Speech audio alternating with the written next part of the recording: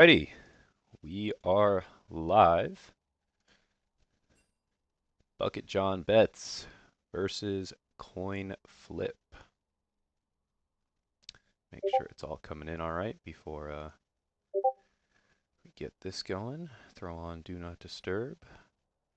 Just getting some crucial information from Leche.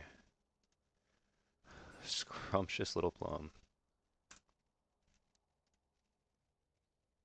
First match of quarters. Sure to be a good one, as we have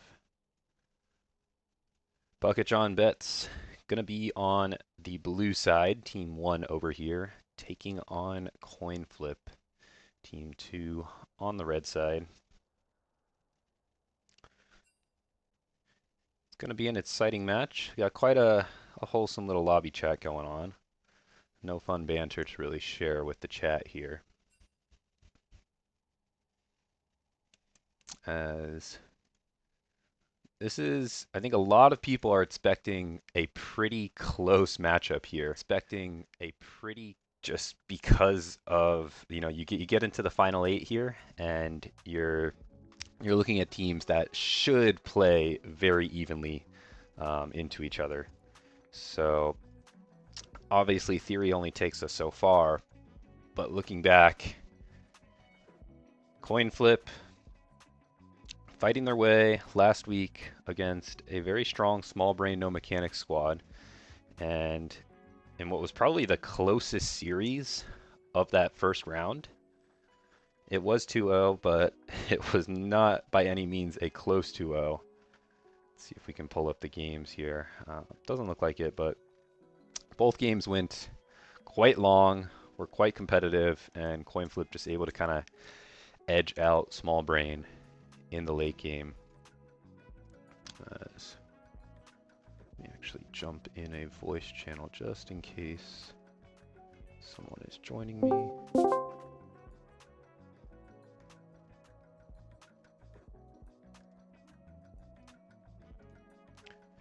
Draft has started.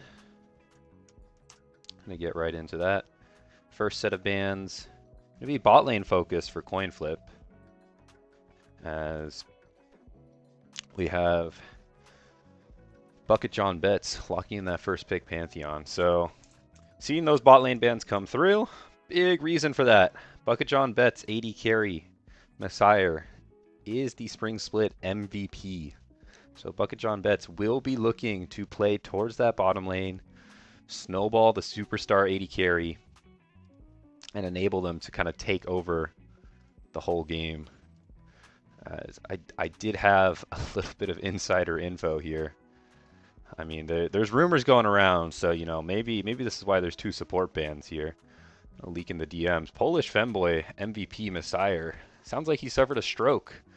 A white monster overdose. A lot to take in there. We'll see how it affects this this series we got in our hands. Yeah, no banter tonight, right, Bink Bonk? Just pure wholesome Chungus lobbies. So back to draft. BucketJonBets opting to ban Elise, Talia, Shen. Just 3 power picks for the side of Coinflip. Brandino very comfortable on the Shen. They've taken away a strong global pick too. And Talia and Elise, strong early game champions, should help get BucketJonBets early game off to a good start. And Coinflip just taking away what can be some very annoying lanes to play against in the bot lane. Karma, Emilio, probably the 2 best range supports in the game right now. They do kind of function a little differently. Emilio playing more supportive, Karma playing the poke style, and then getting rid of the Caitlyn definitely tells me that Coinflip may be looking to draft something shorter range, or at the very least just don't want to deal with something too long ranged on their opposition side. So first rounded picks coming through. Like I said, we have the Pantheon first pick.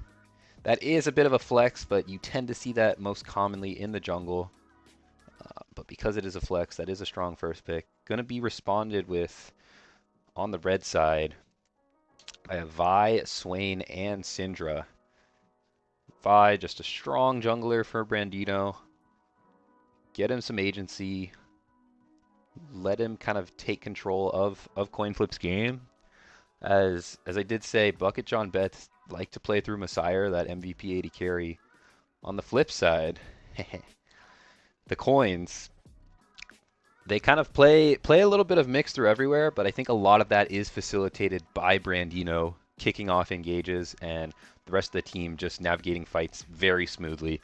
I think the jungle support of Coinflip is where they win games.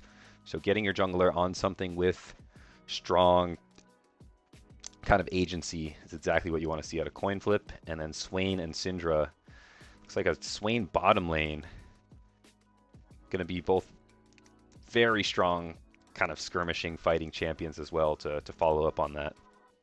BucketJonBets locking in the Smolder Alistar bot lane. Getting Messiah, something to scale on, something where if these games go late, which we did see last week, Coinflip's games going very late, having something like the Smolder in your back pocket for those scaling games is going to be pretty helpful. Try to lower this a little bit. Second round of bans coming through as Nautilus going to be banned on the side of BucketJonBets, and I'd like to see something like a Braum ban coming through, or a Tom Kench ban. Just something that kind of does play defensively into that Alistar. We'll see what they end up going with. Leona ban. Okay, so taking away the engage instead. Do have something like the rail still open if that's the direction that GeoPro wants to take. Flip side, and a Ahri and a Azir ban for Coinflip, getting that Syndra in hopefully a more comfortable matchup to help play that mid 2v2, as Pantheon can be pretty strong. Chat is pretty alive on this Friday night. Good showing for this quarterfinals, as that Tom Kench does come through. They did leave it open, so GeoPro gonna get that comfort pick. Seen him do pretty darn good stuff on that. Some Coinflip love, some BucketJonBets. BucketJon himself showing up. What a treat that is. Tom Kench. So rounding out the draft, you'd expect it to be both the mid lane and top lane. Top lane is going to have to blind for BucketJon. Maybe a good control mage here in the mid lane to kind of kick things off. Yeah, something like the Mel. When you have Ahri, Azir, Syndra all taken away, Mel's going to help out there. As we'll see what they round things out with on the top lane. You already kind of have everything you need on the side of the buckets. Gonna opt for more frontline here. So very traditional team comp on the side of BJB. Will be Pantheon in the jungle there. But you have a very beefy frontline with an engaged support, strong tank top, control mage mid, skirmishing jungle, and late game hyper carry in the Smolder. So we'll see how that all works, as Renekton gonna round things out on the side of Coinflip. And that will get us through this game one draft. It is still a best of 3. Let me double check, confirm that. As we'll get the readies and hopefully have an exciting game one here to kick us off in the quarters. Yeah, best of 3.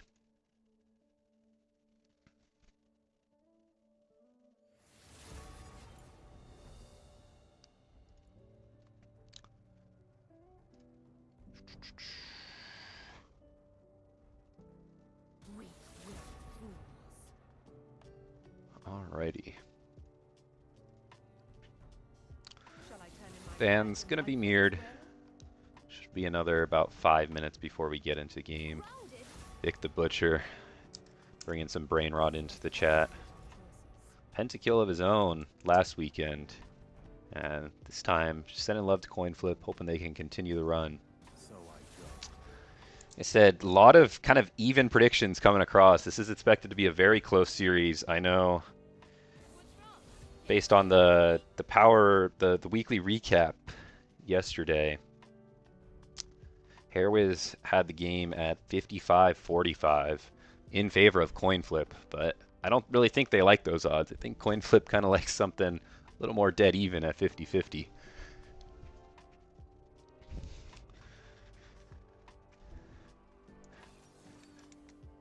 Taking a look, I think a lot of this early game is going to be decided by the two junglers. Verandino on one side, IBGen on another. We'll see how they're able to facilitate both of their teams as you look to transition into the mid and late game. As you kind of take a look at these lanes, and nothing's too strong. I think starting things off with the top lane, I like the R5 Renekton, as it is going to be pretty comfortable into the Ornn. You should be able to build a decent, at least CS lead. I'd be surprised if Sunflower Leche ever gets solo killed by that Renekton when you have something like the Ornn. And then looking at the mid lane, Syndra versus Mel, not well versed at all in Mel matchups, but I think just kind of knowing how both characters operate, I imagine that'll kind of be a handshake control mage matchup. And Bing Bonk giving that one to Mel, so maybe defer to the expert there, but I don't think it'd be hard winning at least. And on my side of things, I think Syndra is a lot easier to execute in the late game in terms of your positioning and the agency you have with the stun and just the sheer amount of damage you have from a significantly far range. And then in the bottom lane, this Tahm Kench Swain pairing is a bit interesting. There's only so much those two champions can do in tandem. Kind of just run at you and try to whittle you down over time. And into Smolder Alistar, I don't think either of these lanes are necessarily going to be looking to fight. You may see a little poke come back and forth, but unless any clutch never moves hit on the side of Aristotle, I imagine that will be a pretty snoozer fest of a bottom lane and kind of really open the way up for Cleave and GeoPro to roam and help facilitate their junglers. That's where our eyes should be this game. We're going to be looking at the Vi, we're going to be looking at the Pantheon. What can they do to try to build their teams a lead? Both teams scale pretty well, but when you have the Smolder and the Ornn, I'm going to give the edge to BucketJonBets. Later that game goes, the more comfortable you're going to be just with the stacking mechanic and item mechanics that those two champions have. However, looking at specifically the mid game, I think Coinflip's mid game is quite potent. You have Swain, Tahm Kench, Renekton, Vi, all just sitting in the thick of things, exactly where they want to be. And I don't think there's any great peel back answer on the side of BucketJons. I think it's a lot of go buttons on both sides. So when you have kind of two go buttons, you favor the drain take champions who can sit in the thick of things, survive that initial go, and then kind of take over fights from there. Yeah, I'll pull back up draft. Nothing to be sorry about, CLT.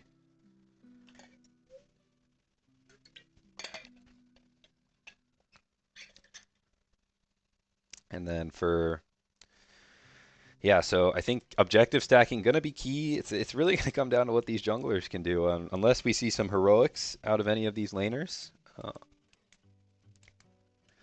I kind of view most of these laners. I'm not too well versed in BucketJon's game, but having played against Coinflip a few times,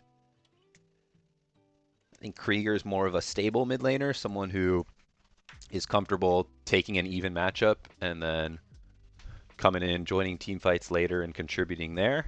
Same with their top laner. Said it seems to be that Coinflip play through that support jungle duo to facilitate their early games, and then come late game, really just everyone contributing from all sides in what are well-coordinated team fights. And then on the side of BucketJons, their draft tells the story. You are going to be playing around your two carries here, Sunflower and the MVP Messiah. That's pretty much your main source of damage. IBGen going to be able to contribute a little bit, but you just wonder how much this Pantheon is going to be able to do into quite the tanky bruiser squad that Coinflip has drafted themselves. So if you can kind of protect and shield your Smolder and your Mel come late game, things will look great for BJB.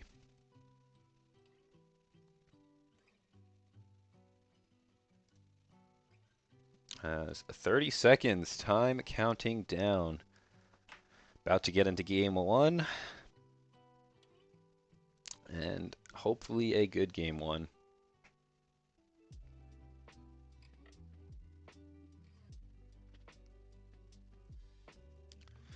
Taking a look at summoner spells. Across the board, going to be pretty standard. TPs on both solo laners on both teams. I am going to point out the Hail of Blades that Brandino has opted for, as that seems pretty bold.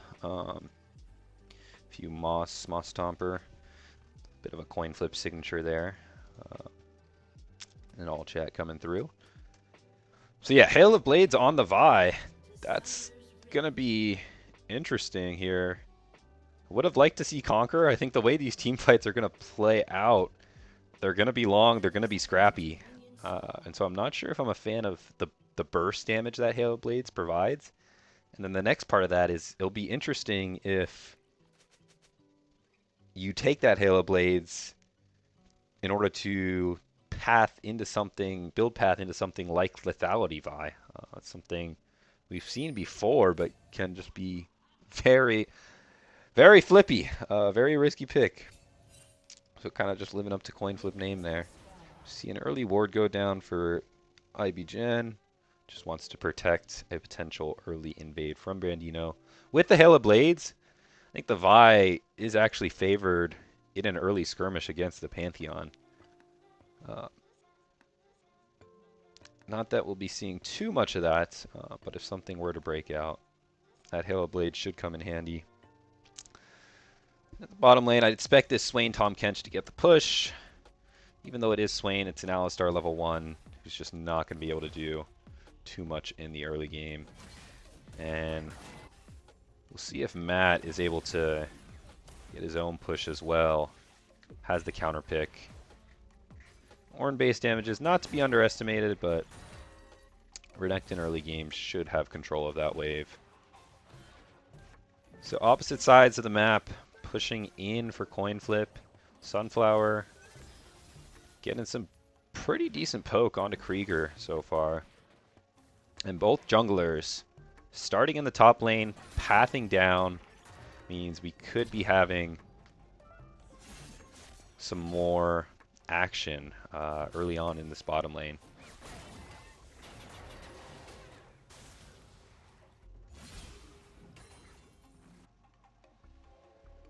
Yeah, I get what you're saying, Haku. I think, you know, beyond just the early game 1v1, these late game fights, I think I'd prefer Conqueror just because you get to see. I mean, we'll see how they end up playing out, but I see these fights going 10 plus seconds at the minimum. Hopefully putting my voice to work. As both junglers are going to be pretty even on this clear. Looks like they will opt for the entire full clear.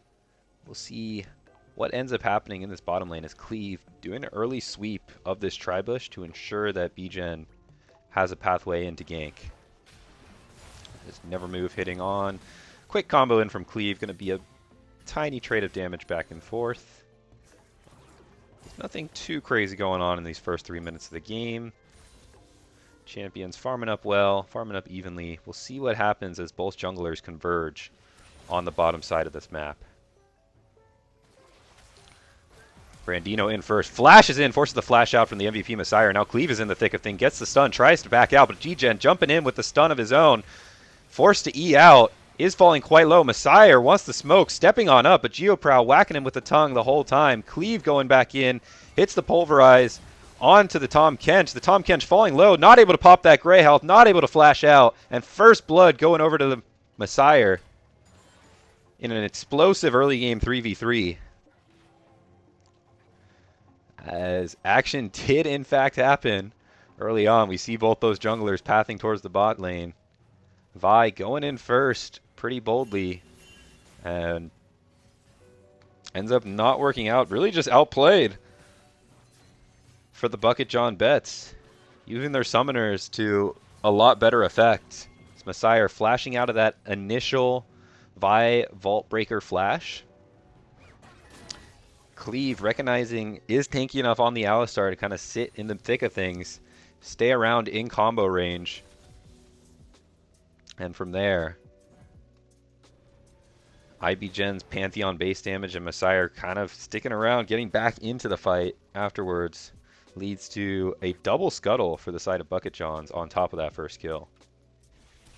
Well done to them. As we can take a quick look back at that fight. See both junglers pathing on down. This Vi going in first. Flash Q, Messiah flashes out, good flash. And then just not enough damage to chunk down the Alistar. And from there, it's Pantheon. The Pantheon has the Conqueror, enjoys this kind of longer fight. Brandino falls way low in the thick of things, has to back up. And then GeoPro just gets CC'd down, not able to pop the Grey Health, not able to flash out. One of the things about a Swain early game is it just doesn't put out consistent damage as opposed to traditional 80 carries. So we'll see kind of how that pays off.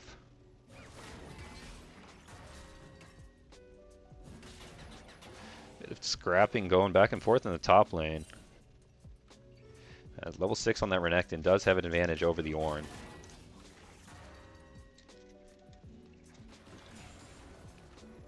Level 5 Swain.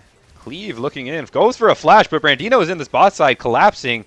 Aristotle flashes out, and now trouble maybe for the cow as Brandino comes on in. But with IBGen on the back line, it looks like Coinflip want to call it off.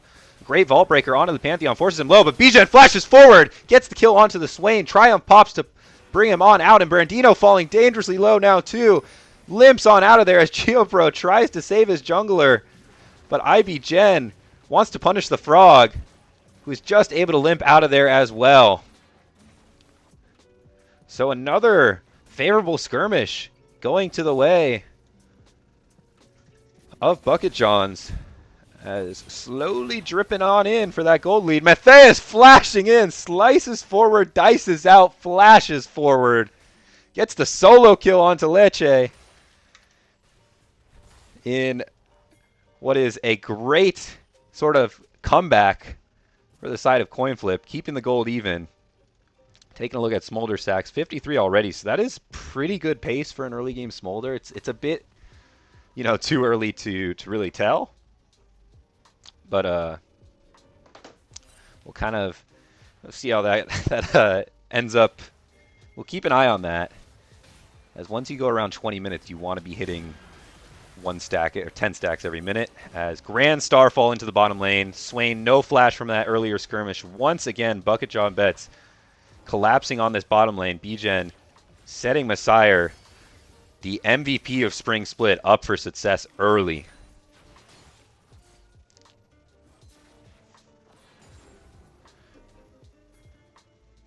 Pings coming down for the Dragon as some fight in the top side. Brandino opting to play for that strong side Renekton.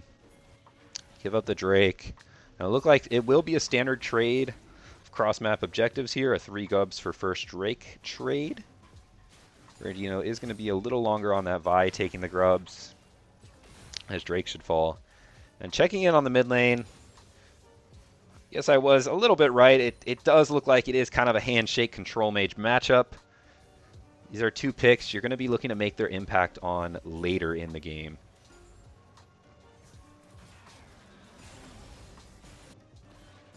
And this Alistar roaming up towards the grubs, not going to be there in time. I do like this out of BucketJon's, kind of recognizing, okay, this Vi was top lane, haven't seen her on the map a while, is probably going for those grubs. You roam the Alistar on up, was able to force out a flash from the level 6 Vi. Great cooldown to burn for very little punishment, as Messiah is able to farm under that tower pretty safely. So still dead even on gold here. The bot lane of Messiah and Cleave ahead, but that's being offset by this counter pick Renekton, who's not going to scale as strongly, but it does give Coinflip something to play through early on in this game here. Leche going in for a bit of a trade of zone. Just doesn't have enough damage. Renekton still has that dominance available, so don't want to take too long of a fight. Bait yourself into potentially another solo kill. Matthias playing a little bit of bush cheesing here. Trying to get Leche to burn cooldowns on the wave. Is going to look in for a fight. Slices forward. Dices on out. Clears the minion wave. And as we approach the 10-minute mark, I think both teams are feeling pretty comfortable where they are. Going to be looking at this next fight to really break things open. This Cleave has been really on the map on this Alistar, letting the Smolder farm alone. Messiah, plenty comfortable to do so. Cleave showing his face in the mid lane, helping provide a little pressure on the Krieger, but not too much going to result from that. IBGen is in this bottom side. We'll see if BucketJon pull the trigger. Looks like they do. Smolder all comes through. Pantheon all comes through. GeoPro forced to gobble up his Swain as two ultis forced in the bottom lane are going to be the end of that little skirmish. So good kind of angle from BucketJon's as Coinflip looking for a response in the top lane, but Brandino going to decide against it. Matthias falling a bit low. Leche pops the ulti and gets the kill! 1 versus 2! Matthias dies with the dominance up. That Ornn base damage quite high, even early on here. And in a rough wave state, Leche able to bounce back a bit there. With that Ornn brittle damage, it always shocks you. So that's great news for the BucketJons as Brandino looking to answer back in the middle lane. Stun connects onto Sunflower, and Vault Breaker comes through the root as well. And with the unleashed power, Krieger going to pick up their first kill of the game.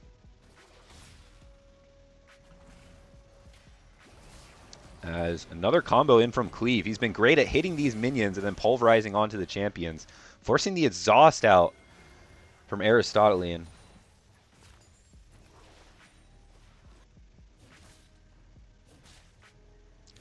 Theus showing face back in the top lane, did TP back, but now with Sunfire on that Ornn, until this Renekton gets a Black Cleaver, it's going to be pretty tough to kill that bottom lane. And BGen showing some more love to the BucketJon's bottom lane, but this time maybe a little caught out of position. Gets Chain CC down by the support jungle of Coinflip, and now Krieger comes in, picks up their second kill of the game.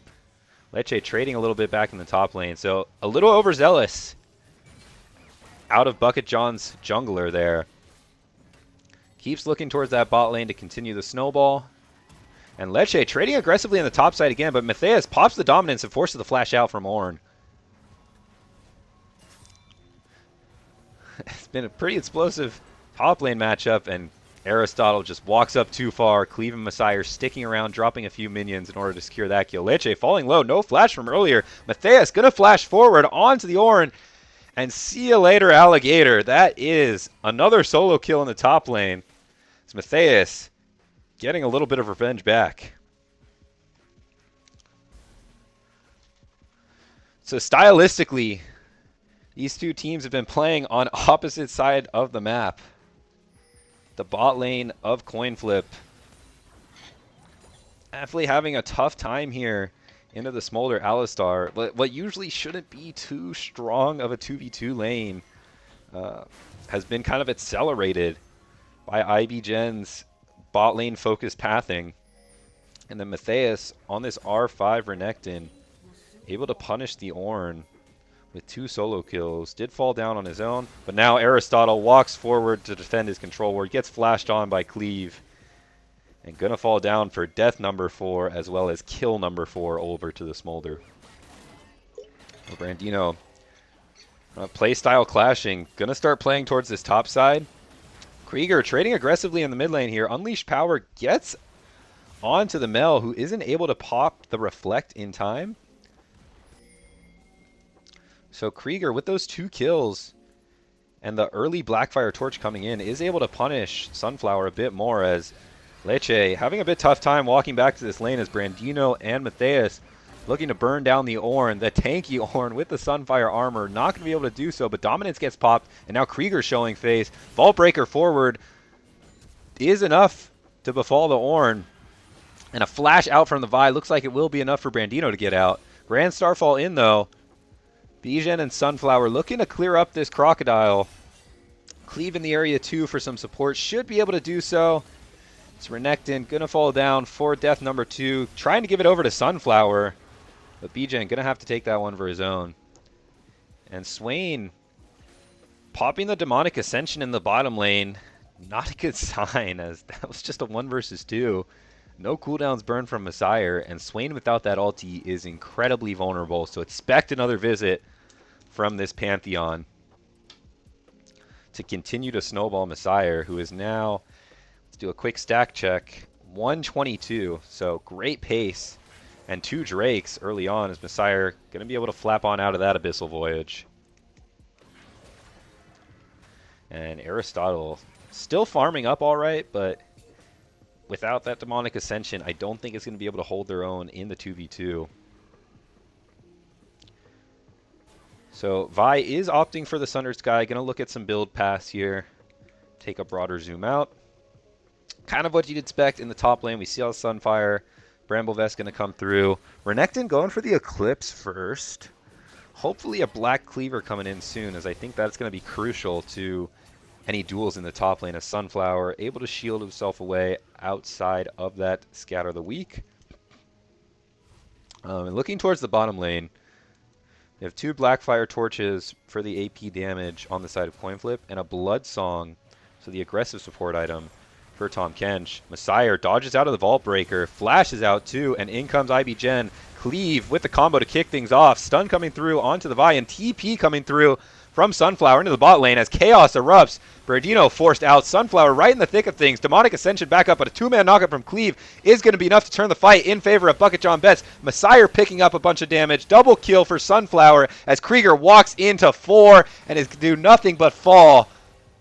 As that is a clean 3 for 0 on the side of BucketJonBets. Things are looking good, all centered around this bottom lane. Some great crowd control out of the Alistar. Cleave with 2 crucial combos in that fight to buy time for his team to put out the damage.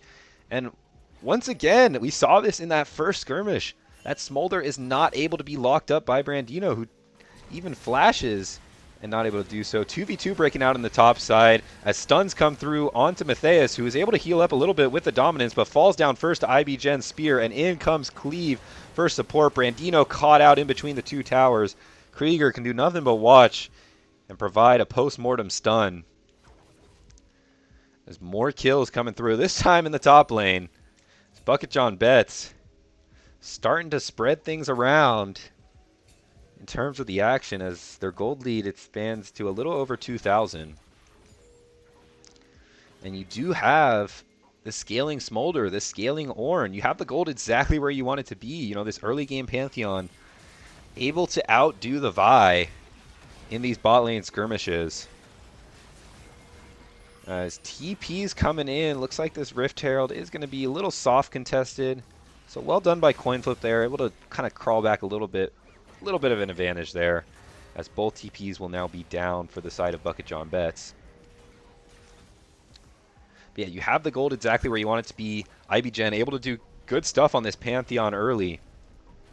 And we do have more action here as the Rift Herald crashes into mid lane. Aristotle pops the Demonic Ascension. IBGen with a little bit of fancy feet, but is caught by the Never Move as Matthias comes in, stuns a minion. Lecce on the backside, buying some space for his team, but forced to flash out. Vault Breaker forward onto Lecce. Another combo by Cleave on the backside. Eat from Geoprow keeps the Swain alive. Demonic Ascension still popping. And in these prolonged fights, Coinflip our favor. No TP on the Mel. So a 5v4. Coinflip recognizing their advantage there, pulling the trigger on a bit of an overstep from BucketJons, who are looking to crash that Herald in and kind of continue to push their advantage. And that survivability of the Swain and Tahm Kench on full display there, as Dragon is spawning in 5 seconds. So Coinflip looking to kind of inch their way back into this game. And a great fight around the mid lane to do so. As Dragons should go their way with IBGen in base farming up and a kill onto Leche.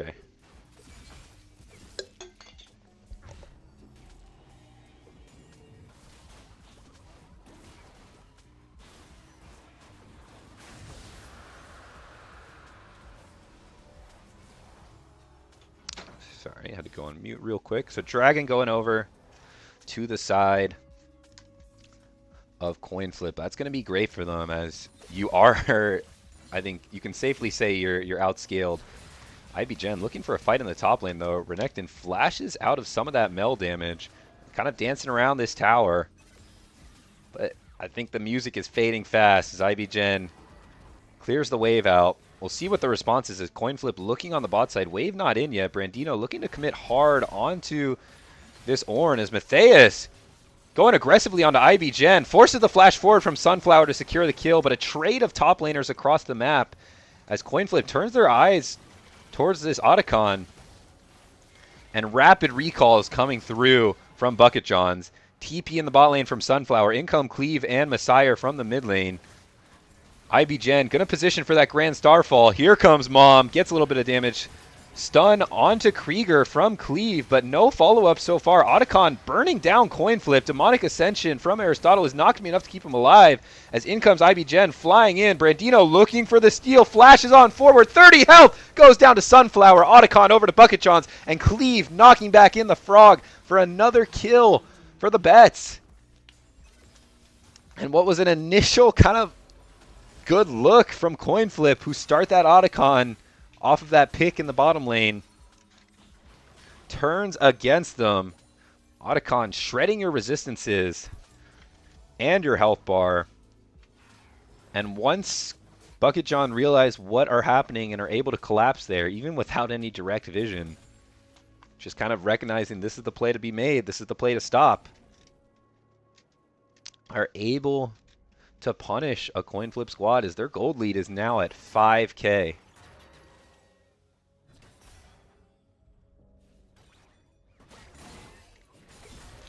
Matthias, though, still very comfortable in this top lane as Aristotle once again caught out. Level 10 on the Swain. Falls to 0-7. It has been a rough game for the side of Aristotle, his bottom laner. Getting camped by the Pantheon all game. And recognizing both strong and weak point for BucketJons. As Messiah doing another quick stack check. Up to 222, so making great pace at about 10 a minute. Combo comes in onto the Syndra. Forces the Devour out from Tahm Kench.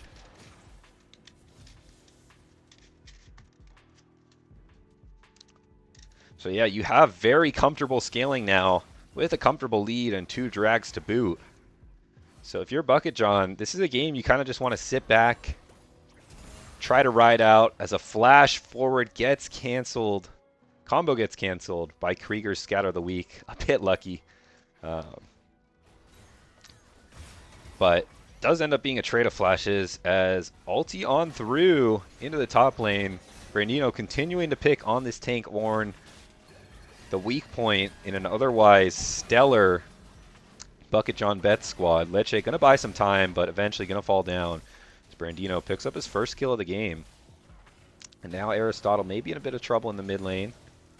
Is able to farm that wave out safely. And now Mel getting some great damage onto Krieger. Shield used a bit early, so the full unleashed power does go in onto Sunflower as both control mages fall to a few hundred health.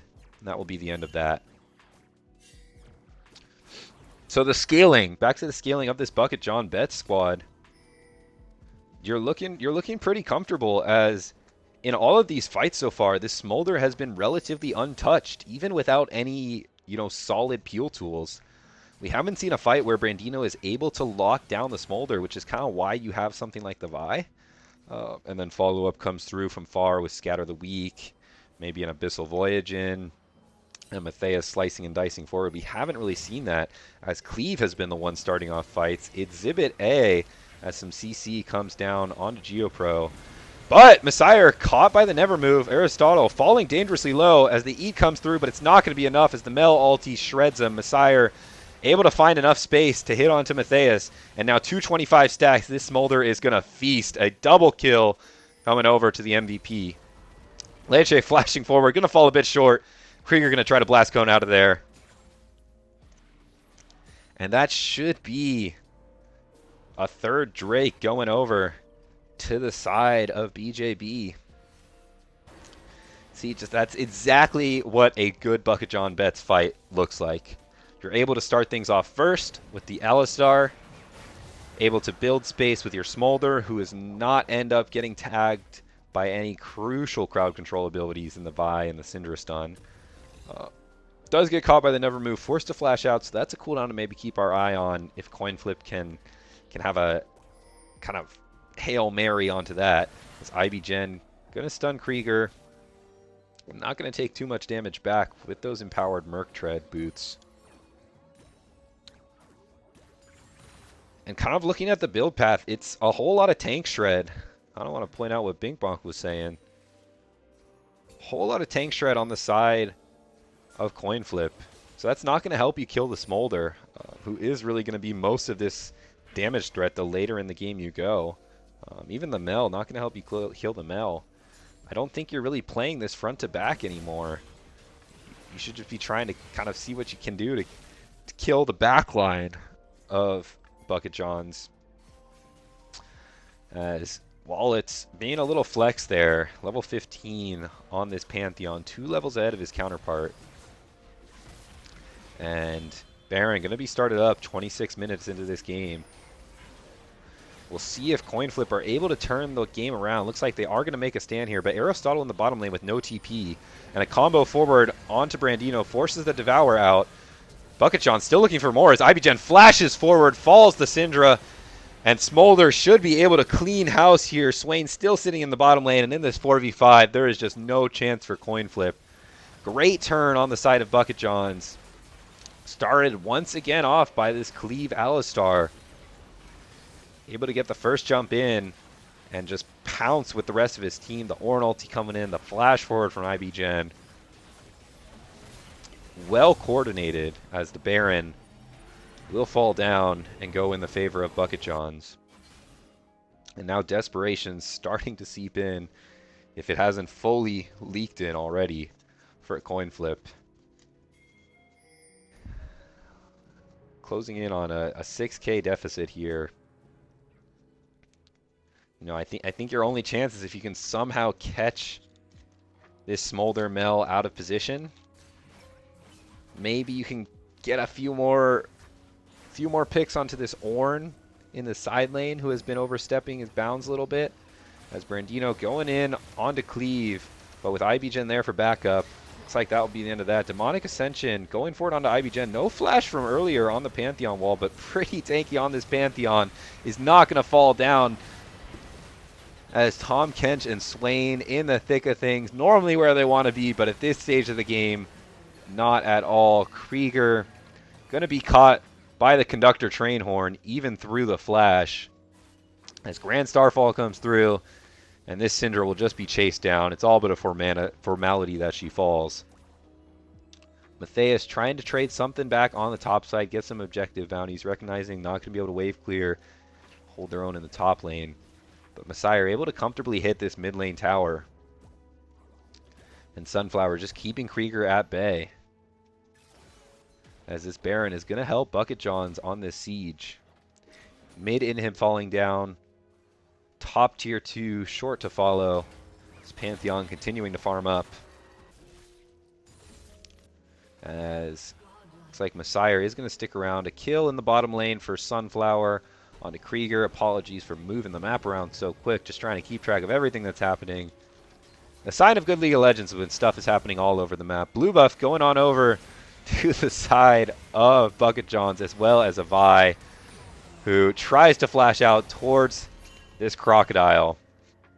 Their only real hope in the game, but not going to be enough as GeoPro falls down as well. Matthias trying to clear out this mid wave by a little bit more time for this Coinflip squad. But game 1 looks to be BucketJonBets to take. Even have Soul spawning in 30 seconds for them. Gold lead up to a little over 7K now as the bot lane inhib falls down towards this for this unit that are Bucket Johns. In comes the train, and down falls Syndra. Baron still up as Leche gets a knock-up onto Aristotle. Falls down for death number 10. Going to be back to the drawing room for Coinflip, especially around this bottom lane. As looks like this game 1 is going to finish below 30 minutes. Dominating win for BucketJonBets, 31-8 for game 1.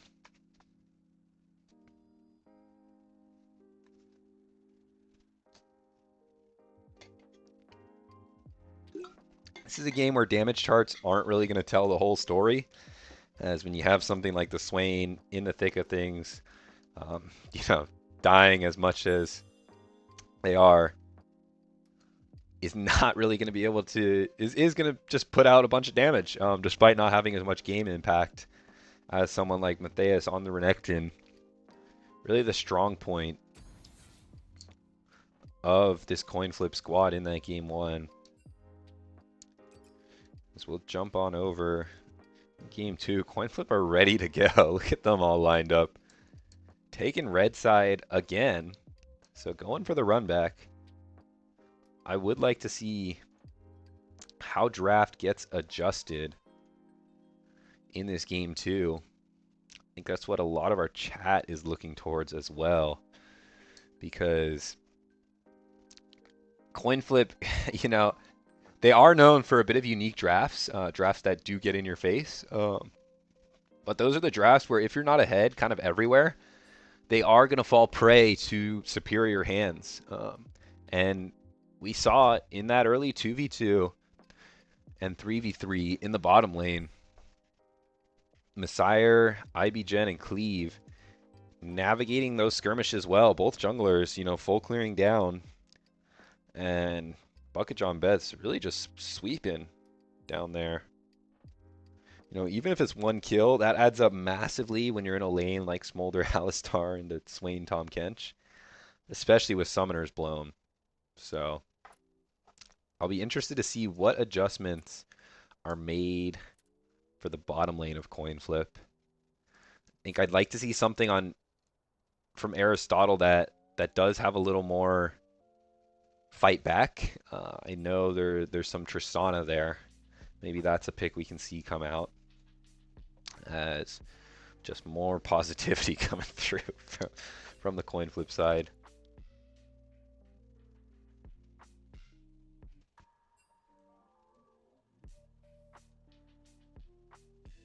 Draft link coming through. So we should be in a game 2 draft somewhat shortly, but no big rush there. As back to kind of the drawing board, I want to see something that can fight back in the bottom lane. I think that's where you lost the game if you're Coinflip. I know it may be tough to match, you know, the MVP Messiah with a traditional AD carry matchup, but, you know, try your chances with something that can at least lane back evenly. As that was IBGen and BucketJon's game plan, and it was executed to a T. Consistent, clean ganks in the bottom lane, got the Smolder ahead, and from there, Cleave and IBGen able to roam around the map and put in some work, killing, really snowballing the rest of the map for BucketJons, who took game 1 here. What is usually a pretty strong jungle support of Brandino Geoprow. Not able to get too much done there after falling behind early. And Matthias, though, I want to point them out. That was definitely the shining light of the Coinflip side. Took the R5 Renekton counter pick. I imagine that's why Coinflip took red side again, to put your top laner in this counter pick matchup in a lane they can win. And we'll see how that goes. As once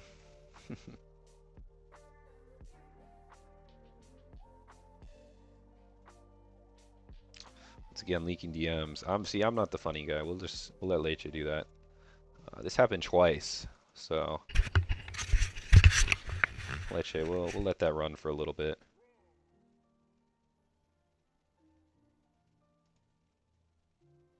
Just gonna pray it's stream safe. Is this a sign? Is this a sign we're getting Nasus game 2?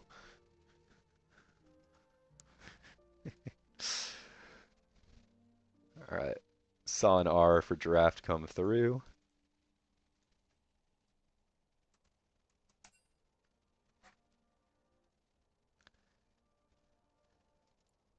We do have all sides in the lobby. Move on over to game 2 here. Game 1 for reference. The mid lane matchup, I think, was pretty even, both from Krieger and Sunflower. So I think that's something that, you know, will also be interesting to keep our eye on. Like, how does maybe that change things? Krieger able to get a bit of an early lead thanks to some pathing by Brandino, punishing Sunflower walking up too far. But other than that, Sunflower able to bounce back, just, you know, not putting that all on them, but I think a lot of that was just due to superior team play, kind of enabling this control mage to deliver in team fights, and deliver they did. Sunflower definitely sprouting up, shining brightly there. Coinflip has readied up for draft. I think we'll see if bans stay the same. I'd expect Coinflip to keep the same bans for round 1. This Caitlyn Carmamilio. You don't want to be run over in the bottom lane again. And those are 3 champs that can not just run you over, but just absolutely maul you. Zambino and everything. We'll see. Very interested to see what adjustments are made.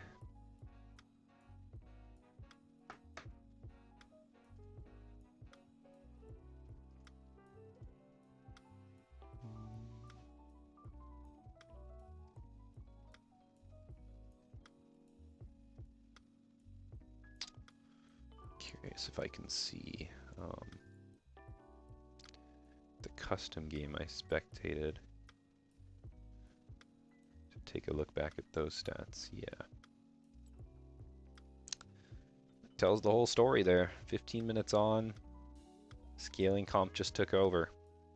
It looks like bans are going to be mirrored. Tends to be the common case in Amateur Fearless. Ban the same things. You know it's tried and true. And a first pick Victor coming through for Sunflower. So opting up for another control mage matchup. Something that will be able to contribute in the late game and hopefully be relatively stable before they get there.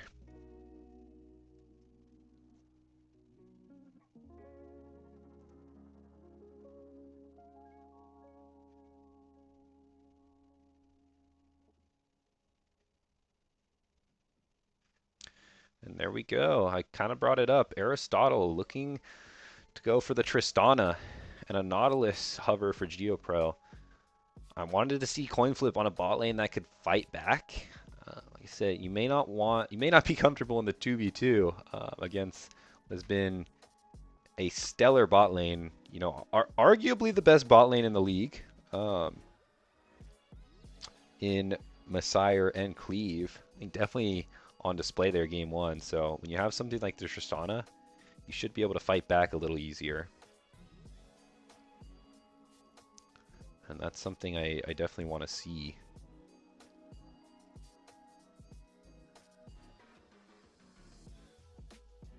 Tristana, Ahri, 1-2. So are going to opt into another control mage. Are both these mid laners.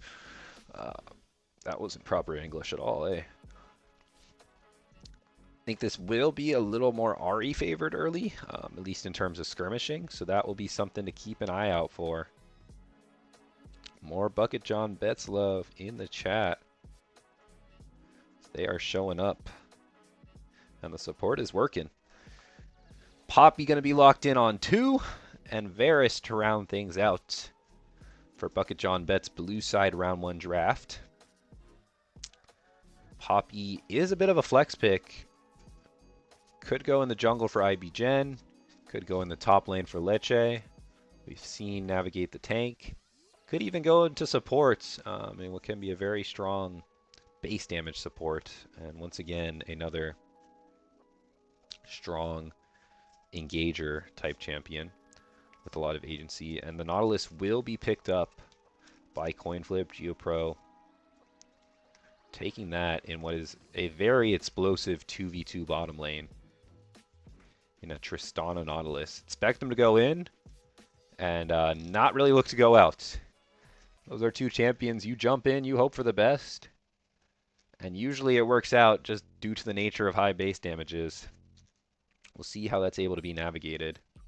As round 2 bans coming through, this is going to be something that's a little different. Jarvan, Nefiri traded back and forth. Looks like junglers are the focus for Coinflip. Taking away IBGen from hopefully a more dominating early game. I am a big fan of this Poppy pick right now, as you have the Tristana, the Ahri, and the Nautilus all able to be blocked with that steadfast presence. And an Ivern coming through for Coinflip, a signature pick. They fall down 1-0, it comes out. No surprise to any Coinflip watchers. This is something they have in their back pocket, and you know, something that can also be even more fun, as this is something that Matthias plays as well as Brandino, so they are able to kind of hold that for a flex and choose where they want to put that. If they want to lock a stronger skirmishing jungler, a stronger skirmishing top, Gragas going to be locked in. I imagine that's going towards Leche. So if I'm Coinflip, I'm maybe taking that Ivern into the top lane, as nothing really beats Gragas comfortably. You want to pick something that can scale up and hold their own in that front. And we'll see what rounds out BucketJonBets draft here, as that should answer where that Poppy is ultimately going. It is going to be a Viego, so likely Poppy support, Gragas top, Viego jungle here. And on this 5th pick, Coinflip have the chance to cook a bit. Burnt the kitchen down a little in game 1. I like the direction they're going with this Tristana Nautilus bottom lane, playing this forward style, as Ambessa going to be locked for Coinflip, and that is another flex pick too. Not to call myself out, but the Ninja Turks fell prey to both Brandino, Ambessa jungle, and Ivern, Matthias Ivern top.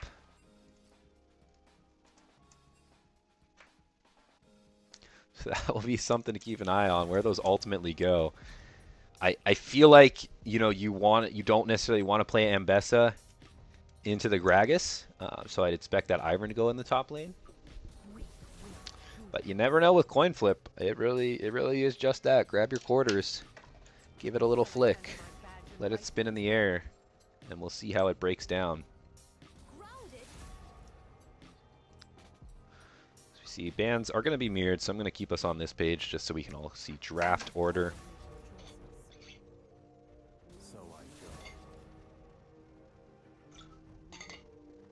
Lots of PTSD. Yeah. There's I think it was like a week 2 matchup, and it's still haunting me. So that tells you about the proficiency that Matthias can pilot this Ivern with. Just pops that Daisy. Went AP when we played against it, and that thing, one root collar hits, and you lose about 1,000 health between Malignance and a shield on that Daisy. Absolutely pops you. And I think most importantly, for the sake of this game, just makes skirmishing a lot tougher for BucketJonBets. We have seen them really, I mean, out-skirmish, I'll say it, they out-skirmish Coinflip on every front in game 1. And so hopefully that Ivern kind of throws a wrench in those plans. But until I see otherwise, it'll be tough to doubt the squad of IBGen, Messiah, Cleave, and what they were able to accomplish early on. BucketJon once again with some mind tricks in the chat. You know, you never know, really. So doing my classic zoom out, looking at draft here, trying to dissect all the lanes. I think top lane and mid lane should be handshaked in an exclusively isolated environment. Ivern does not have much kill pressure. Gragas does not have much kill pressure. They're both very defensive characters that are looking to support their team a little differently. Gragas through crowd control, buying space with that explosive cast, with that body slam. But Ivern through just direct peeling with that swirl seed shield, with the root collar, and Daisy, an extra character on the side of Coinflip. And then in the mid lane, this is something we saw between Sunflower and the mid laner of Coinflip last game. Just control mage, comfortable matchup there. I'd expect it to be more of the same. Ahri and Victor not really going to be too explosive on either side. What gets interesting is when you involve the junglers. These are two junglers, Viego and Ambessa, that really want to scrap early. Viego, we'll see where he ends up pathing. I think you're going to be looking to path towards bot lane, that most explosive and volatile lane. Ambessa may be looking to do the same, but does have the option to kind of play more comfortably around the Ivern and the Ahri. I think whatever 2v2 the Ambessa plays towards for the solo lanes is going to be favored, just because there is a little more reliable crowd control coming through. And then on the side of the Ivern, just the shields coming through from the top lane. Be interesting to see how that works. As in the bot lane, that is where I am absolutely looking towards for this game to be decided. Once again, you have two very explosive bot lanes, Varus and Tristana. Varus is going to be pretty comfortable in lane with the range advantage into Tristana. Caveat there is GeoPro's Nautilus. If this Nautilus is able to land a clean hook onto Varus or even Poppy, and Tristana is able to jump in and follow up, that will be loads of damage coming through, and in an extended all-in trade, I heavily favor the bot lane of Coinflip. We'll see if Messiah is able to get the poke down first, though, and buy some space for the Tristana, for the Nautilus.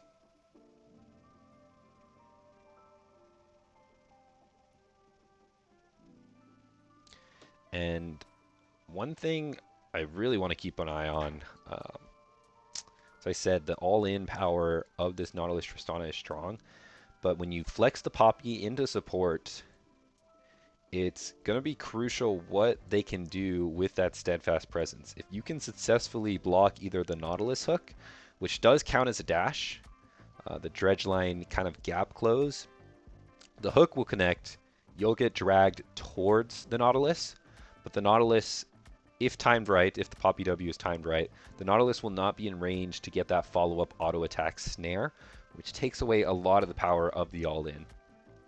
It really is half the combo. And so if Cleave is someone who can successfully navigate that, and based off stellar Alistar mechanics in game one, you know, as we saw him headbutt minions, pulverize champions, I think Cleave is someone who will be able to do that. Then things start to look very favorable for BucketJons in the bottom lane. Scaling wise, both teams are going to be a lot more even this game. I think I will give the slight edge to Coinflip this time around, just because when you have something like the Viego, it needs a reset in order to successfully kind of pilot fights. And when you look on the side of Coinflip with the Ivern, with the Ambessa, that survivability may be a little tough to get initial resets, especially without any great single target damage. And then on the side of Coinflip, if you can get to this late game, Tristana range, and just this clean front to back that you have set up for yourself, with easy to apply CC with the Nautilus Riptide, Depth Charge, the Ambessa Public Execution. As we see some Moss Stompers come in as we are into game two. 1-0 the score right now in favor of BucketJons. Yep, for anyone tuning in, you are seeing this right. A lot of discussion coming around it. This is a comfort pick for Matt as early invade from Nautilus here. Looking to path mid, but is going to be spotted out as pings come down. Egen going to respect that. Back out themselves on the Ivern. Place a defensive ward. So yeah, this is a pick for the Ivern that you're pretty comfortable on. Going Grass has bought the Doran's Ring. Like I said, I've seen this played AP the one time I've seen it. And it was paired with the Ambessa, someone who can get in these fights. When you are this Ivern, you want to play with characters that stick in fights, stick on top of opponents, as you can get this Swirl Seed, Trigger Seed, excuse me, onto these melee characters, and that lets you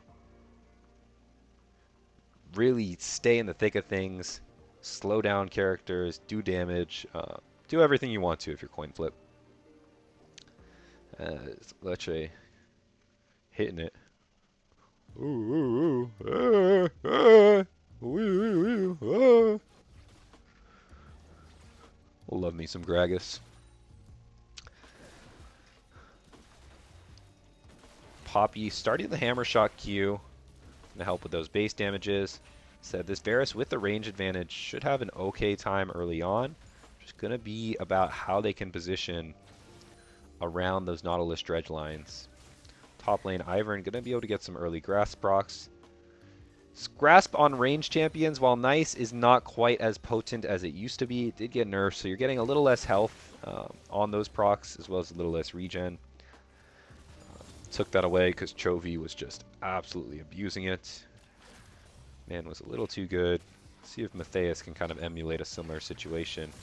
As what I thought was going to be a stable mid matchup is already tipping towards the scales of Sunflower. First pick Victor coming in confidently. Not really a role or a champion you see first picked for often. The mid lane, you kind of want to let the draft get fleshed out a bit more. But is going to go over and kind of showing maybe why they had that confidence on the pick. But Krieger farming up plenty fine, and you draft this Ahri for skirmishes around your Ambessa. So nothing too much of concern there. I do like this. It looks like it will be a lethality Varus based off the comments. Should be a no-brainer. When you look, press tab, you see this Ivern, you see this Ambessa. That screams Serpent's Fang, no matter who you're playing. And when you're on something like the Varus, that's pretty nice to have. Aristotle forced to jump away and actually miss Cannon XP as this wave bounces back. Jungler's on opposite side here. Leche taking a heavy health chunk. It looks like all it will result in is a trade of scuttles for both of these junglers.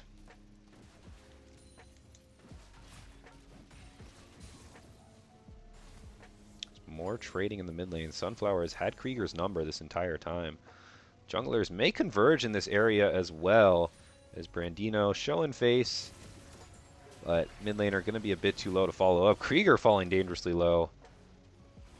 There's Victor getting a few crucial autos in there. I also want to point out this early vision from the side of BucketJonBets bottom lane.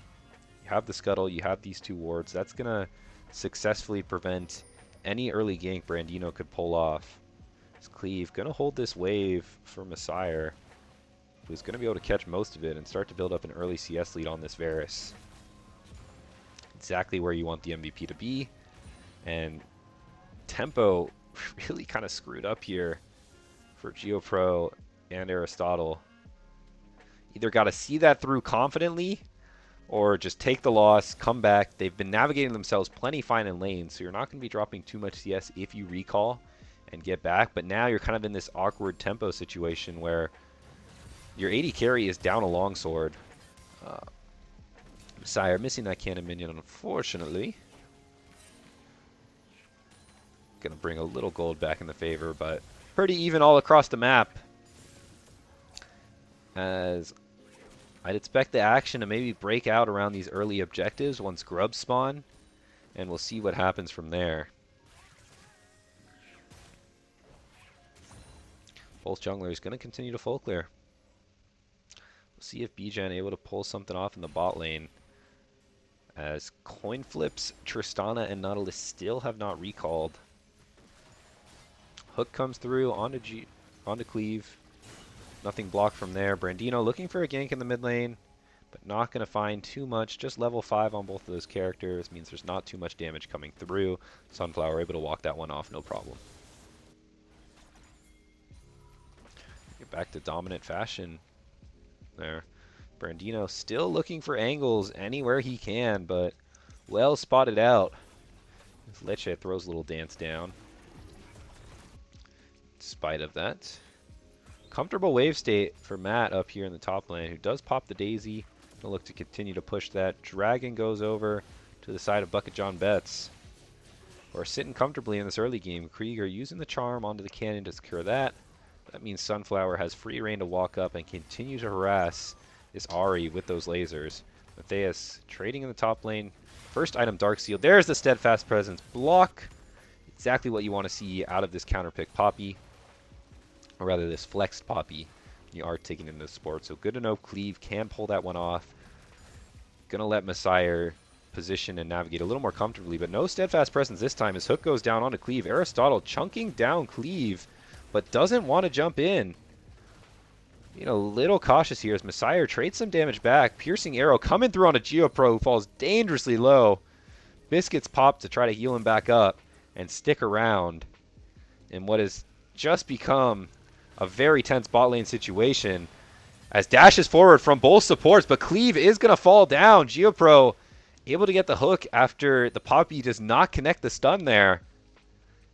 And great signs early on for the bottom lane here of Coinflip. Able to turn things around, at least so far, from what was a rough game one.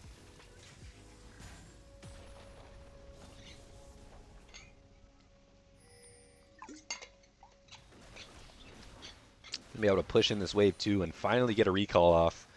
7.5 minutes into the game here.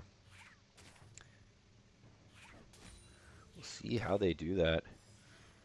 Yeah, I think GeoPro really getting the number of Cleave there, who dashed in, maybe thinking the Nautilus was too low to stick around. Not able to get the stun, crucially, so that means Aristotle able to hit back. And from there, GeoPro in range to connect the hook. And even with the Steadfast Presence block, that's all the crowd control needed for them to pick up that first blood and get themselves off to just an inkling of a gold lead here. 500 worth of it. As these solo laners, as I mentioned, really not going to be anything too crazy happening there. Matthias going to continue to farm up on the Ivern, building up a bit of a CS lead. Sunflower doing the same on the Victor, already has that Hextech Ray upgrade. And Ping's coming down into the bottom lane. BucketJon trying to get his bot lane back into it. But all summoners up. It'll be interesting to see how this one goes. Maybe just looking for a recall. Stun comes through. Chains of Corruption through. Steadfast Presence does block the hook, as well as a Keeper's Verdict knockup onto Aristotle, who just rocket jumps out, and a knockup under tower from GeoPro. Able to get him safe, but a Messiah flashing in with the E connects, pops the barrier to barely stay alive, but the Ignite is going to take him down. Ends up being a 1-for-1. Well played by both sides there, really, as Brandino looking onto Leche here, who steals the grubs. Bomba! Takes that one over. Prevents the 3 from going over as Brandino, public execution, goes a little bit too far. Trying to public exit out. Takes a few blast cones, is going to be able to do so. A lot to catch up on there. Definitely want to look back at that bottom lane fight to start things off. As what looked like a great engage from Cleave onto Aristotle, who really positions boldly here. Gets stunned. Chains of Corruptions comes through. I think arguably pops the Steadfast Presence too early, and with the flash out and rocket jump, as well as the Buster Shot, Aristotle able to limp away until Messiah flashes forward, but tanking the tower shot in doing so means GeoPro is going to be able to clean that one up easily. And then in this top lane, Leche. Take a look. Boop! Steals that one away. I think is forced to flash out here. from Brandino, but you're calling worth as the flash gets traded back. And you really only lose a wave, but getting your team back that one grub is crucial. Both for, not as much for side lane play, but I think just preventing 3 grubs from going over, as well as the feats of warfare, as with 1 Drake already over to the side of BucketJon's, that's something they're looking to play towards. Pretty strong. Theus continuing to stack up on that Ivern. Taking a look at grasp stacks. Am I able to do that here? No, I guess not. Not a huge deal. Jumping in onto the bottom lane, though, is Aristotle. Messiah, no flash from earlier, and with the follow-up from Krieger, is going to be enough for the AD carry to fall down. And IBGen gets the reset, though, and they're playing this 3 versus 4. Krieger TP'd in and is now Spirit rushing out. GeoPro forced to limp out as well. As a great turn of events for the BucketJons, led by the Viego. Man, this bottom lane of BucketJons just playing so cool. Really both bottom lanes playing so cool in what have been some explosive skirmishes centered around this bottom lane stage. I was just looking at the Ivern Gragas matchup. Nope, I got to be down here. So taking a look where this starts, Brandino sweeping through the wards. BucketJonBets bottom lane is backing up, but not quite in time. Messiah has no flash. They try to peel it. Great peel, I may add, grounding the Tristana. But GeoPro able to get in range for that root. Messiah falling down, but not before getting nearly all of Aristotle's health out. All IBGen has to do is Heartbreaker forward, get that kill. Jumps on Brandino for the slow, and another Heartbreaker reset. Means they're able to run this down and secure the eventual second dragon for them. As Matthias still trading aggressively in the top lane here. Does not have the Daisy up, though. But Brandino in the area. Dragon taken, cross-map play here. Public execution onto Leche. Brandino dashes forward. Leche still no flash, and look at the shields coming through. Trigger seeds and the repudiation coming through. IBGen looking to punish Brandino, though. Chilling Smite comes on, and that will be kill number 3 for the Viego, who is snowballing very comfortably. And now GeoPro gets a hook onto Cleave. This Tristana is able to start hitting, but a flash stun into the wall, followed by the Chains of Corruption, is enough to absolutely blow up Aristotle. TP coming through from Sunflower to secure the second kill onto GeoPro. As the MVP of the split, Messiah, showing up good there. Started once again off. Who else but Cleave?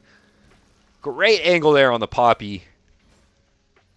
Flashing to reposition the stun onto Aristotle. It really just had no chance of reacting to that. And from there, easy follow-up from Messiah. All you got to do is hit your abilities on a completely immobilized target. And that is no problem for this Varus. Even with this explosive matchup and this favorable start in the early game, Messiah and Cleave showing up for this BucketJon squad.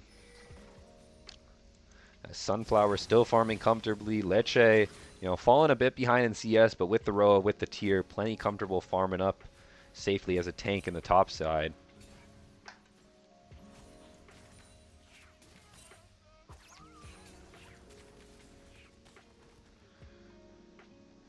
As 2 Drakes now for the side of BucketJon's. Things are looking great for them. Visions of Tango Fish.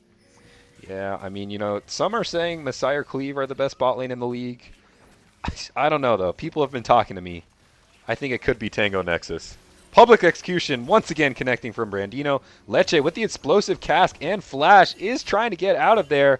Not quite able to pop the phase rush, and in comes Brandino. Just needs one more ability to gap close, and is going to be able to do so.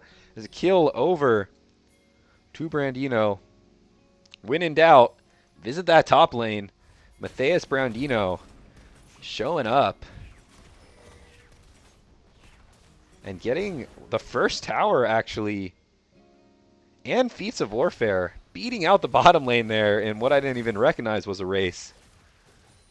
So well played by Brandino, kind of crawling back that 1-2 punch of Ivern and Bessa. No one really knows what it does other than Coinflip. Krieger caught out, Steadfast Presence, knocking down the Spirit Rush as this bottom jungle squad of Bucket Johns has been running the show in these first 2 games. 6 KP out of 7 for the side of Messiah and Cleve. Matthias going to be around in the mid lane to clean things up. As we'll see if Coinflip, this is around the time of game where they lost game 1. Things started to slip away at minute 15. Just falling prey, getting caught out, getting out skirmished. So we'll see if they're able to make the adjustments in this game too. Play a bit more to their strengths with the Ivern and the Mbessa here. Look for single target picks in order to keep them in this. As I do favor their scaling, they have at least a better shot in this game. So we'll see how they choose to navigate things. Not necessarily strong side lane presence, but great skirmishing potential. As Dragon spawning in 20, that's where my eyes are going to. That's where our eyes should be going to. Early vision set up by the Coinflip squad. Matthias going to walk on down there, but Leche is first and spotted on a ward. Aristotle, recognizing the situation, is going to be able to rocket jump out. Forces the explosive cast as Herald comes down, and Brandino a little bit caught out. Gets Cleve a bit low. Ulti coming down onto Messiah, but first reset over to IBGen onto the Mbessa. Great champion of Pilot. Jumps right in onto Aristotle, who's forced to flash out, and Matthias kiting back with the rest of his team. Krieger charm falls just short. IBGen falling low to the Daisy on the backside. It's Daisy doing work. Matthias on this AP Ivern. The Malignant's coming through. A double kill for the Ivern. A triple kill for the Ivern as Daisy finally falls and Aristotle jumps forward with the charm coming through from Krieger, buying enough space. Another rocket jump. Gets the reset.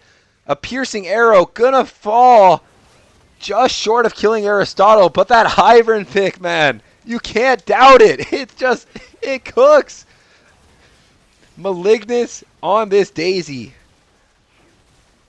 Absolutely doing work, turning that fight in favor of Coinflip. Stellar stuff from the side of the second team, Group A top laner. We'll take a look back at that fight. Kind of started off on 2 fronts here, which is maybe not necessarily what you want if you're Coinflip. You should be playing together, playing this pick style comp. And it looks like that's what the call is on the Cleve. We see Brandino crucially missed that public execution and caught out by the Gravity Field Storm. Stun means he's going to fall down. Another Chains of Corruption. Messiah does not miss on this Varus. And then IBGen chasing forward onto Aristotle, who flashes out. And a great hook by GeoPro, able to kind of buy time for this Daisy just in the back line this entire time to hit. That's where my eyes should be. Am I able to click on Daisy? Spawns it. Yep. 2,098 health. Starts off by chunking down Leche. See IBGen going in on the backside. Krieger able to crucially stay alive too. Buys him space, and IBGen gets ignited and just gets walloped down. Knock-up connects onto Leche too then. Matthias is just tanky enough to kind of sit in the middle of all this while Daisy does the damage work. Krieger sticking around, hits this charm, lets Aristotle jump in, pick up another kill. And a third Drake as well, as they pick up a tower on the other side, as IBGen forced to jump out. Another Chains of Corruption kind of slowing down that side of things. As we'll try to catch back to live here without missing too much, but just had to put on display.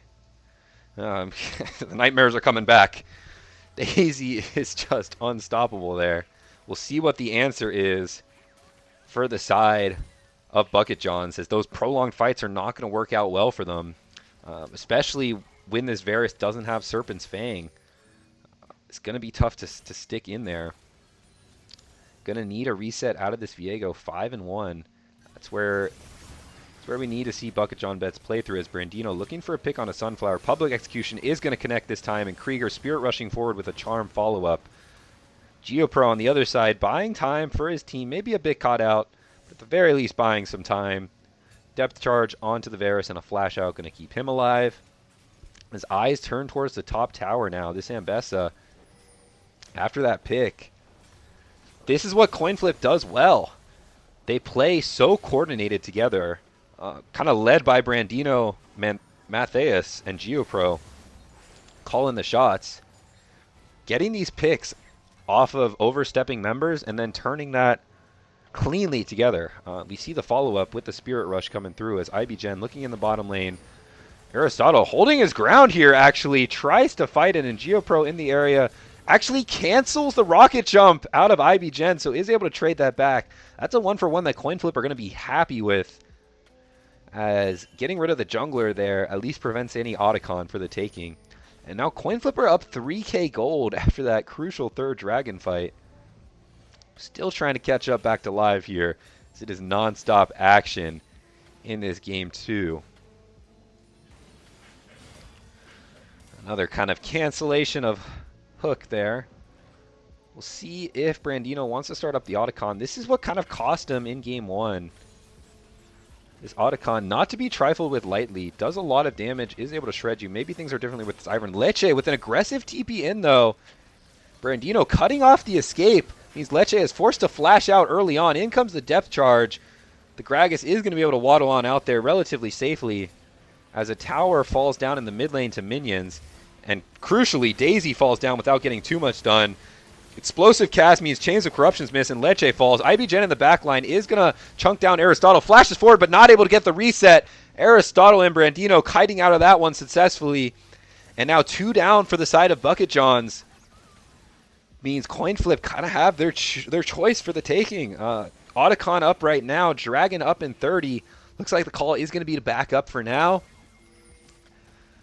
Reset, regroup, reestablish some vision, and go from there. But this Daisy's going to be back up. And I think, you know, you look at that fight, that is a fight of inches. It may not look it, but IBGen had Aristotle and Brandino 1 auto away from death there. I think IBGen flashed forward and just lost vision, canceling his auto there onto what could have been a game-changing reset. But Dragon started up for the side of Coinflip, falls down, is secured by the Tristana. Now eyes turn towards Otacon, but Poppy looping around onto Matthias, who is right by the wall. Flashes away from his team, actually, just trying to buy some space here. And Sunflower falling low to Daisy is not going to be able to quite get taken down, as Iz flashes out with Krieger Spirit rushing forward. And IBGen, with a 6 kill on this Viego, is the person to watch this game for the side of BucketJons. It's going to be all up to them. If they can get this Viego reset, should be able to clean up comfortably. But until then, this front-to-back coordinated style of pick-based gameplay has been doing great things for Coinflip. As I think we saw Aristotle just jump in onto Messiah. This is what I want to see out of this Coinflip bot lane. You know, something that can fight back. Hold your own into the MVP of the split. Force out the Chains of Corruption.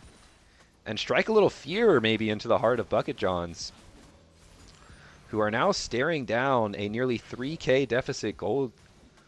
gold deficit, as this game looking to be a lot closer than game 1 now, as BucketJon plenty in it still. This is a type of comp where if you get 1 pick for this Viego, things can turn on the drop of a dime, or on the flip of a dime rather. And they've been playing around their jungler quite well with Cleave able to get some solid setup. Chains of Corruption putting in work as well. Matthias, though, may be caught out here as IBGen visits in the top lane. A little bit of hoop-de-hoop. Trying to buy some space as Coinflip starting up Otacon on the bot side of the map. Jungler showing top side means that should be a trade. Dark Seal stack's going to fall down to 0, so maybe that's a good look for BucketJons. I'm fine with this if you're both teams. You know, get some gold back onto your Viego. Take away that Dark Seal stack. We actually see Matthias sell it. And for Coinflip, getting that Otacon, continuing to stack up some objectives as they look to turn the tides in the late game here. This is creative as well. Love this. We see how Coinflip, you know, we're in the bot lane taking Otacon, so BucketJon's recognizing that they do have this window of time to establish some deep vision, position for some cheeky picks, and TPing this Victor in here means Brandino may just be caught out as Chains of Corruptions comes through. Viego stun, Poppy stun. Brandino is blown up, and a TP from Matthias in the top lane may mean trouble, as well as all 5 of BucketJonBets are here. And that will be enough to kill the Ivern. Daisy not going to be able to accomplish anything that time. Aristotle trying to trade it back in the mid lane, but very creative pathing from BucketJon's. Able to snatch this one right back from what looked like a comfortable kind of coin flip situation there. We'll see how this Baron goes down as Leche walks up, is going to be hooked. So 1 pick to start things off for a coin flip. 9K on the Baron. It's going to be up to Aristotle here, the main damage source from Coinflip. 6K on the Baron. Krieger still has the Spirit Rush out. Hook connects onto Messiah, who's forced to flash out. Aristotle jumping forward, able to secure one onto the Varus, onto the MVP. Jumps out of the Poppy Stun as well. And the Baron has been stopped. It is at the cost of the Tristana. But heroics coming through from GeoPro. A crucial hook onto that Varus. I don't know how he found that angle with all those members of BucketJon. But that buys the space. Chunks down the Varus, even through the flash. Aristotle jumping forward, able to get that kill back. Now 14-15. I mean, what a game 2 on this Friday night. This is exactly what you want to see in this first round of quarters here. Dragon spawning in 50 seconds. That would be sole point for either squad, as I expect GeoPro to kind of make his way over, start establishing some vision in the bottom side. Tower taken by Matthias. Got to be careful about overstepping here. So I expect that's where both teams are going to look, and we should have quite the fight around here. I think BucketJons are going to want to take this before this Tristana starts to scale up too high. Serpents is in for the Varus, currently at 0. We'll see how much value it gets. That's something to keep an eye on. IBGen a little bit caught out, gets charmed, but charmed out of the dredge line. Maybe a happy little accident for the side of BucketJonBets. And now it looks like BucketJonBets are calling towards the mid lane here. They do have the push. Coinflip have the positioning in the river. Charm connects onto the Poppy, who is going to get blown up. Brandino jumping in onto the back line. Aristotle jumping in forward too. Krieger Spirit rushing on forward. All of Coinflip is calling the charge. Aristotle flashes over the body slam, still pumping out damage. GeoPro with the follow-up, gets the reset, does the Viego in the backside onto the Ahri. Aristotle falling dangerously low as well. Sunflower, Messiah limping out, but Matthias able to clean up IBGen in that mid lane amongst all the chaos there. As that was some craziness right around 28.5 minutes in here. Sunflower going to try to limp out, but GeoPro giving chase means Sunflower is going to be forced to execute. And with that death timer, Aristotle and Matthias should be able to turn their eyes towards the Baron. Messiah too low. We see those go buttons come through. Pick onto the Poppy, even through the Steadfast Presence, surprisingly. This Lakey and Tristana just able to hit comfortably, has the IE now. You know, 2 items on that Tristana is a comfortable power spike. More importantly, level 15. And from there, Brandino jumping in, getting some good initial chunk. And I want to point out Aristotle in that fight, who jumped forward what could look pretty aggressive. We've seen this Tristana make some very aggressive jumps in the past, but jumping over this wall gives him space to hit. And the rest of BucketJon's is kind of playing retreat mode here as Krieger jumps forward as well. All to buy space for this Tristana. A flash out of the body slam, also positioning forward to allow yourselves to still hit. IBGen with some heroics on the backside, cleaning up through the depth charge on the Ahri, and a flash jump forward as well as a buster shot. Forces Sunflower to flash over the wall there. So a great display of skill really from all players there. Some crazy top 8 mechanics coming through in these crucial team fights. Even with Cleve falling early on for pretty much free, BucketJonBets able to kind of salvage and make that one close. That Viego, 11 kills. IBGen, I said to keep your eyes on him. Still the player to watch. You know, Lethality Varus can only do so much. Serpent's Fang, already 600 health worth of value. But it's going to be up to this Viego getting a reset, really onto any of these squishies for BucketJonBets to have a chance. And I am a betting man, and this one's looking better and better for Coinflip, but by no means is it one. Odds are going to be quite even here. This hook going to cancel Cleave's recall. Wave state-wise, though, this is what signifies Coinflip is in control. They're able to get pushing waves. You know, they still have this top lane outer tower up. They still have some inner towers up. They're able to get this shove, establish deep vision. Ulti coming through onto IBGen, who falls low, is going to be popped through the Immortal Shield Bow, and now Brandino has free reign in the backline. Sunflower, no flash. Matthias flashes over with him. Aristotle picks up the Poppy on the backside, and a TP coming in from Krieger means that will be Baron for Coinflip, who pounce and punish instantly. I was kind of building up my point there, and they just demonstrated it. When you're able to get this push, you're able to establish deep vision. You know, you have this ward here. This is the deepest ward that BucketJonBets have. And walking into this comp, this Nautilus, this Ivern, this Ambessa, it's not easy as Leche going to be a little caught out too. Charm blocked by a minion heroically. Explosive cast, though. Not enough to keep Leche alive through this now 3-item Tristana. And now eyes turn towards the mid lane. 4 versus 5 for the next 40 seconds here means Coinflip should be able to get a little something. A bold flash hook, narrowly sidestepped by Messiah. But Aristotle, with that explosive charge, able to knock down that mid tower. Chains of Corruption onto Brandino. He's going to fall low. IBGen looking for the reset, but the shields come on through. And GeoPro, give him kill number 4. Why not? Still have the numbers, do Coinflip. Marching on forward. Aristotle still plenty healthy. GeoPro full health. We'll see what the call is if they want to push for more. Gonna play it safe. 7K gold lead. Do the math, Nexus. 7K gold lead for Coinflip. Turning this one around. Started off pointing towards that Ivern early on. Picking up that triple kill in the Dragon River. Able to kind of bring Coinflip back from what was looking like another kind of Messiah Cleave IBGen BucketJonBets game. Just that signature. But that Ivern able to put in work, bring his team back into it. And now at this point in the game, level 16 Tristana, the carries are online. Leche once again overstepping. Early flash out.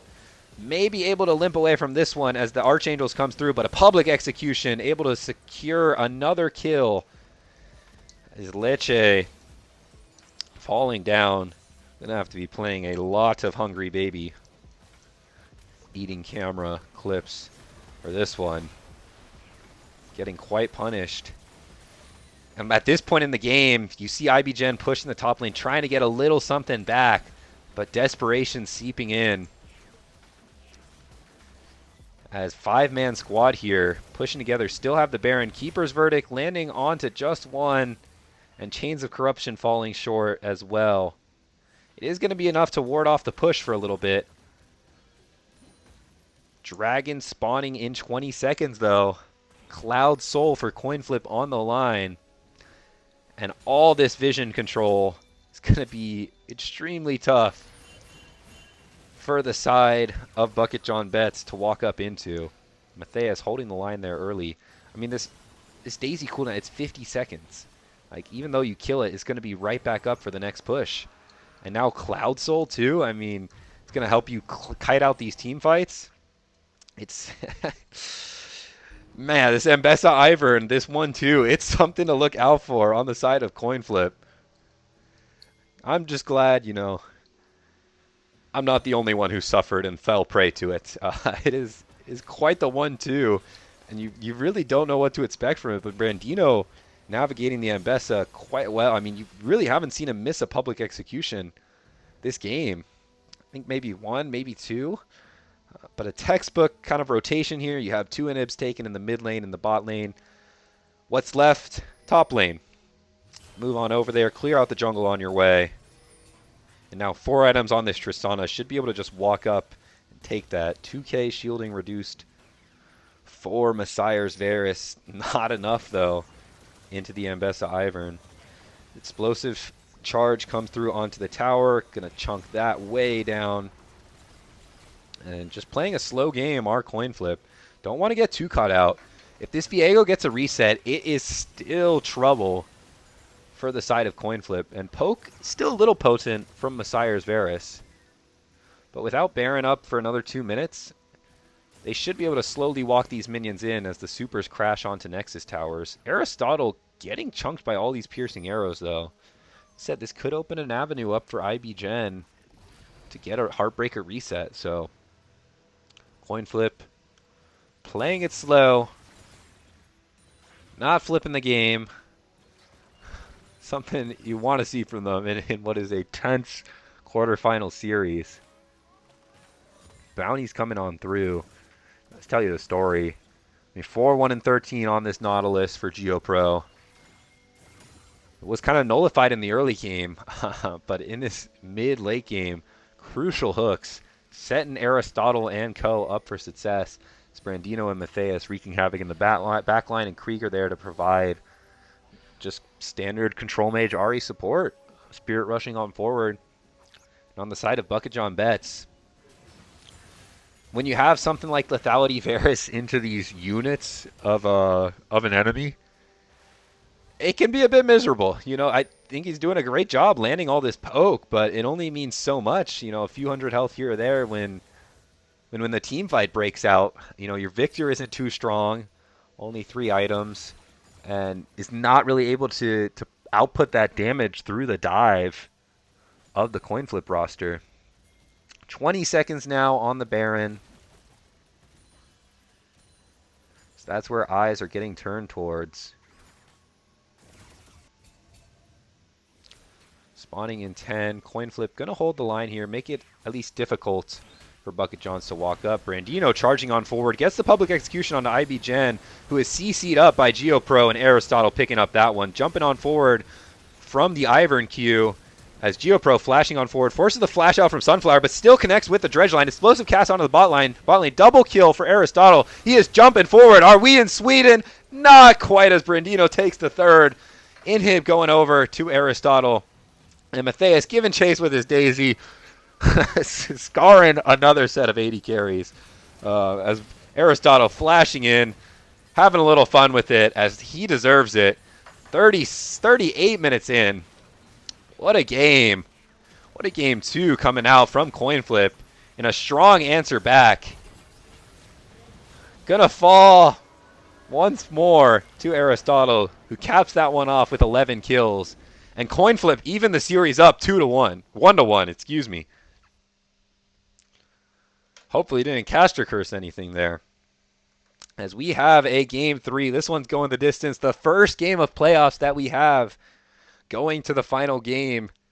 Living up to the best of name. And we are all here for it. GG's to both teams. You know, any game that goes over 35 minutes is going to be an absolute pleasure to watch. And that it was. Looking at the damage charts, 45k coming through from this Tristana. It's a great bounce back from the bot laner of Coinflip. Don't think it would be at all far-fetched to say they struggled. 0-10 on that Swain. But now bouncing back. 11-5 on this Tristana.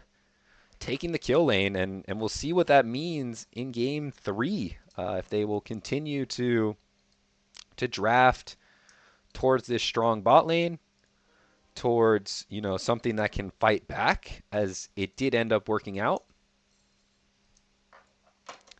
And I mean, it's just, wow, Liche definitely struggling in that game.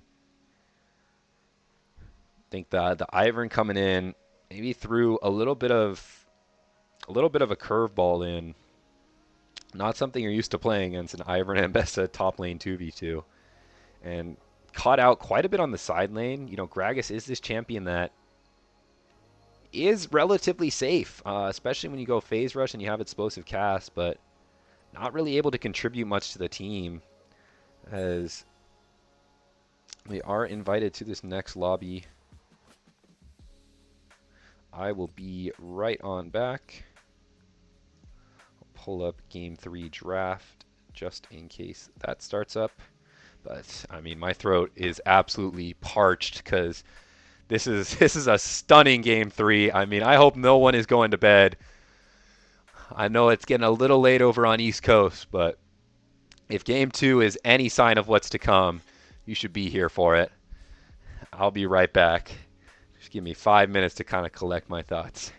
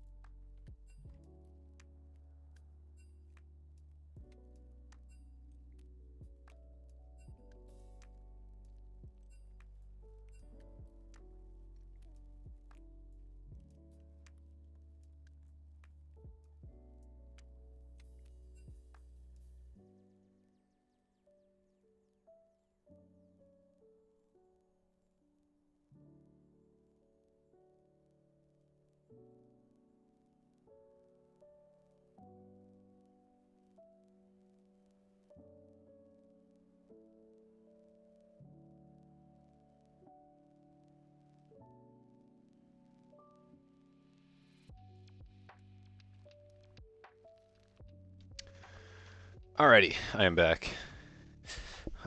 Just left before I got the question for the POV. My bad. Don't get to see the tinkle time this go around.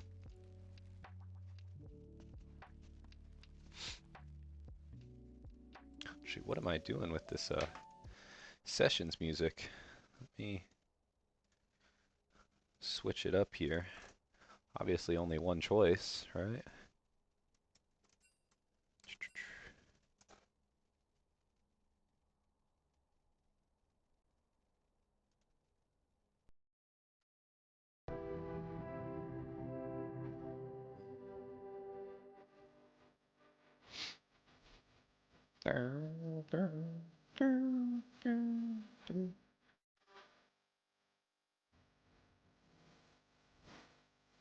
Okay, spectating, that's good. Little back and forth on side selections here, but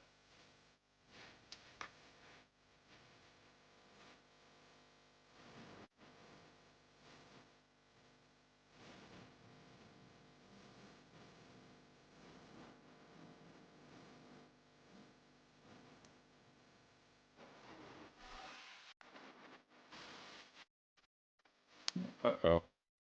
Classic draft problems. Yeah, this is going to be fun too when you have 3 games fearless, keeping track of all the champion picks there. Quite tough.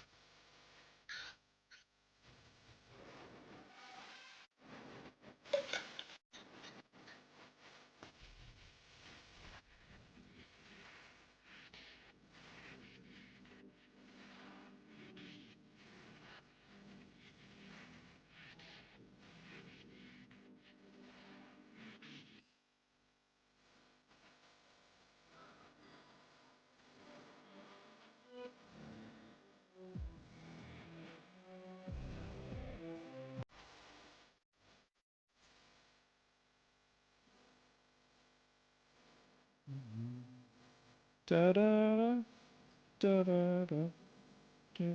This won't get us copyright strike, will it? I guess probably no copyright music and CS release, right?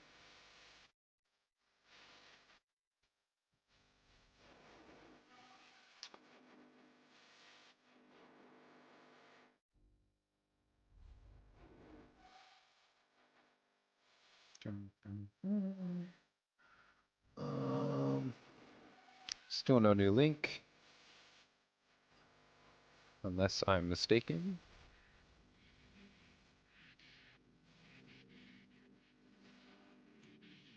Pinkbach, please. Anything but that.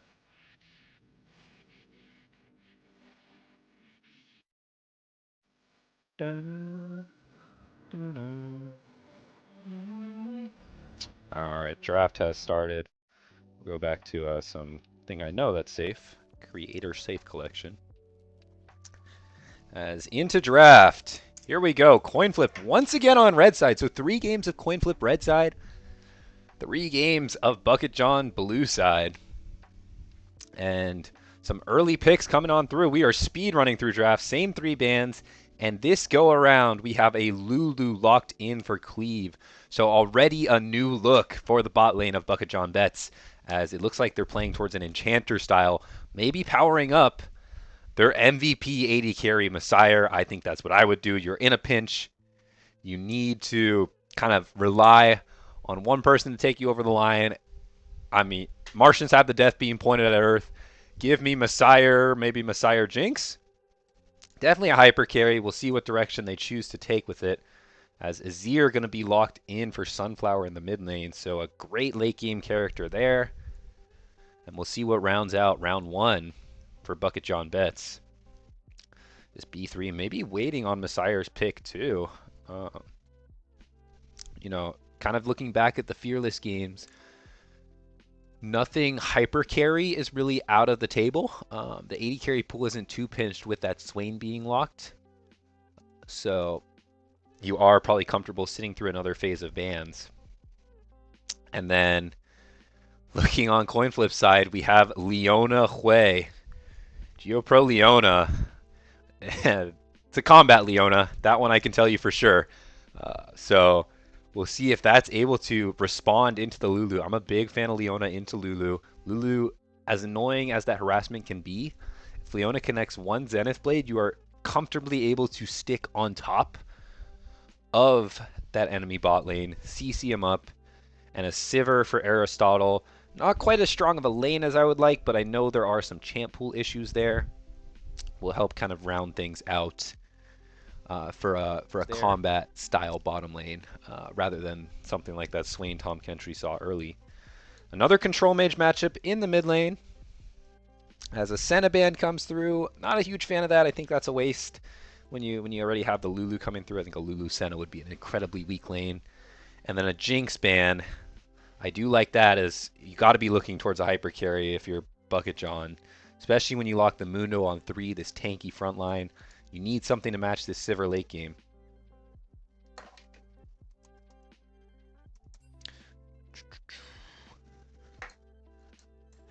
R4 coming on through. 2 more jungle bans from BucketJonBets, trying to pinch Brandino. Jarvan's and Zhao, 2 strong skirmishing junglers. And Brandino with a last-second switch to the Nefiri. He's going to take his own. skirmishing jungler. The other kind of powerful, say there's, Xin Zhao and Fury are probably two of the strongest AD skirmishing junglers right now that are left after the Vi pickups, the Viego pickups. So I do like that Nefiri look. And it looks like a Zeri, so a classic callback, Zeri Lulu here for Messiah and Cleave. And then we'll see what rounds things out. Leche taking that Mundo in the top lane, I imagine. So we'll see what IB wants in the jungle. Giving this jungler who's had Brandino's number. This is the first team jungler for Group A, by the way, who a lot of people are calling Group of Death. So kind of speaking to how well IB has been performing. And it's going to be a Gnar in the top lane. So it'll be Mundo jungle and Gnar top. Leche getting off a tank. Something with a little more agency. Still something that's kind of a term I call weak-sidable, where you're comfortable playing away from it, letting it scale on its own. But this time, something with a little more damage. And eyes are definitely going to be on Leche to pilot the side lane a little better, especially now that we see that Malphite locked in. That should be a favorable matchup for the Gnar. But Brandino and Matt have been dueling up and kind of dumpstering Leche in the top lane. He has been on tank, so we'll see if this is kind of a new look, if he's able to pilot things better with what he's got. But until I see it, it's going to be tough to believe it.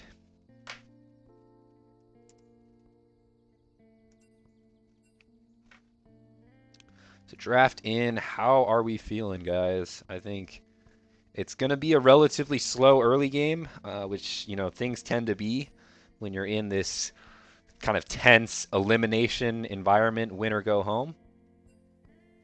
So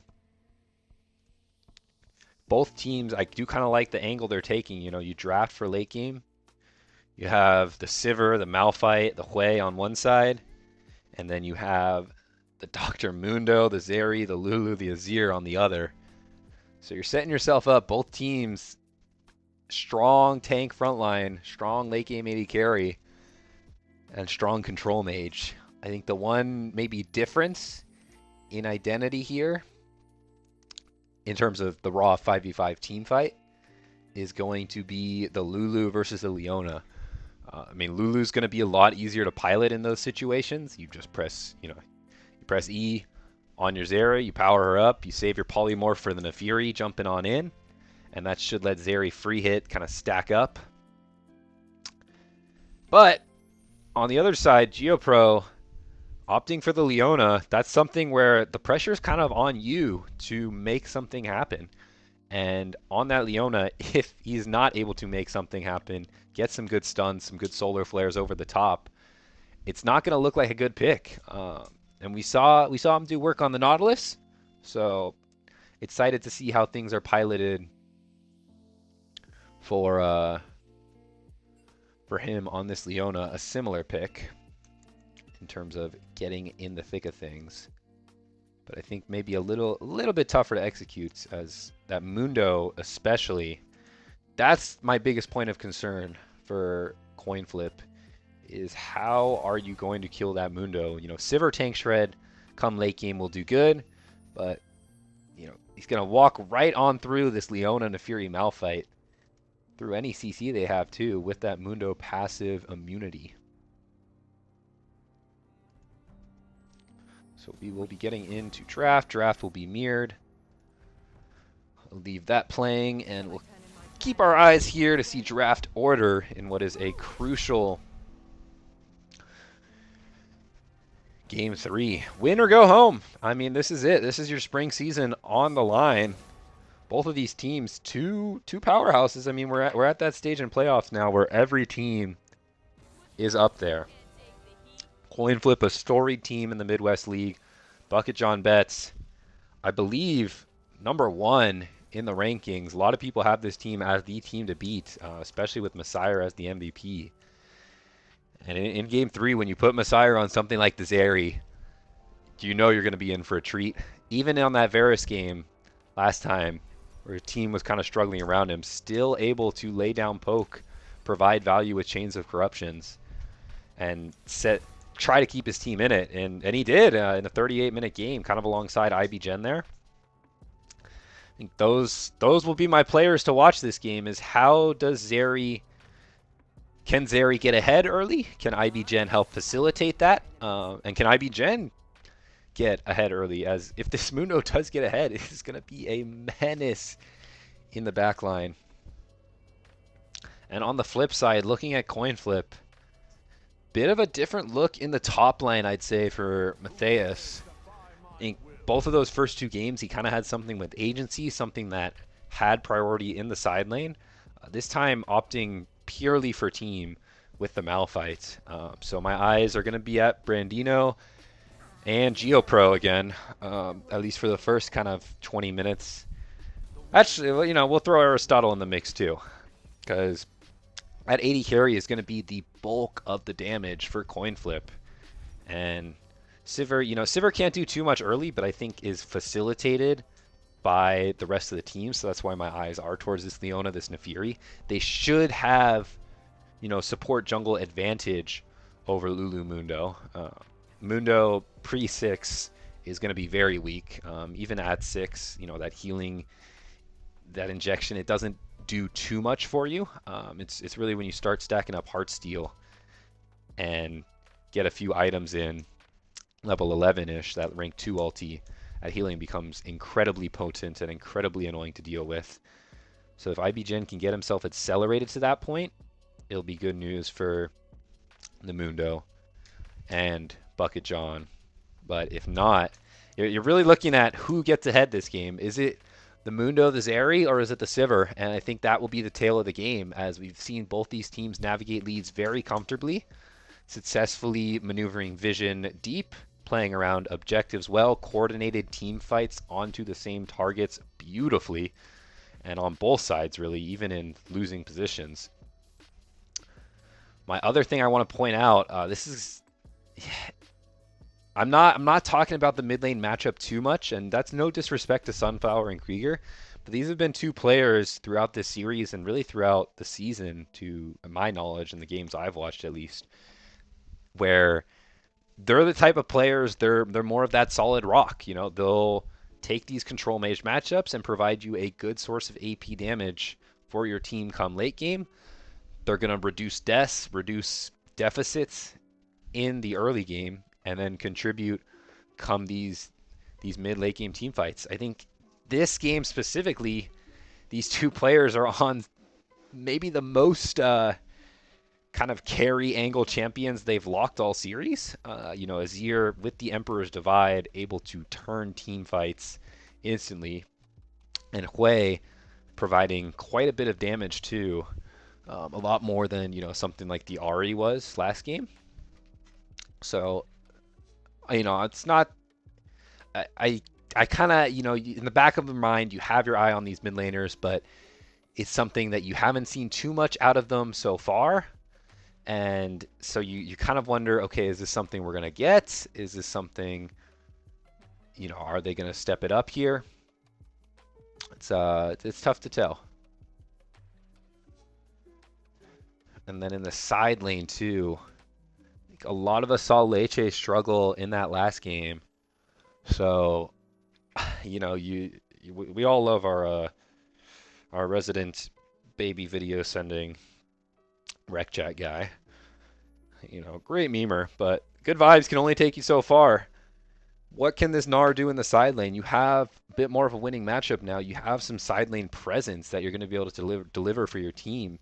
So you got to make sure you navigate that safely. You're not giving away free kills on the side lane, because Brandino and Matthias have shown that they're able to punish that week in and week out.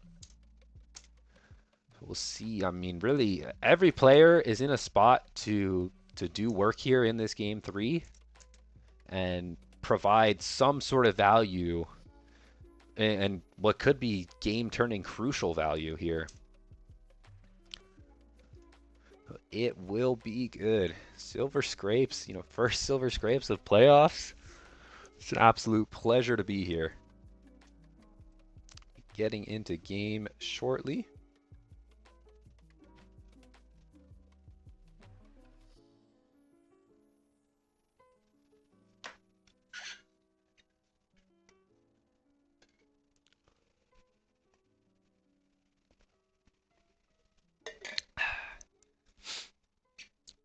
Shortly. Yeah, there we go.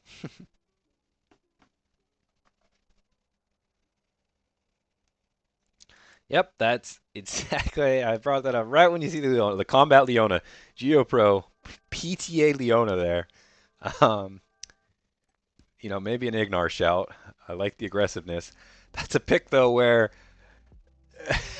you know, it's you're flipping it. You're coin flipping it. It's tough to doubt him after what he did in that Nautilus game. So, going to be playing very aggressively in that bottom lane. Has to when you take something like the PTA. So we'll see what that bot lane is able to do. Expecting to see a few Moss Stompers coming in. There it is. Had me a little nervous it didn't come out instantly. Game 3, not tense enough to get rid of that. As pings are coming down, looks like it's going to be relatively standard 5-point early game.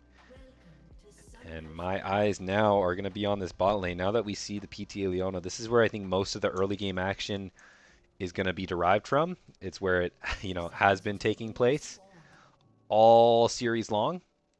So, especially with this PTA Leona, we'll see what they can do. I got to fix my cursor. Excuse me. There we go. And PTA Leona should be favored into the Lulu Zeri.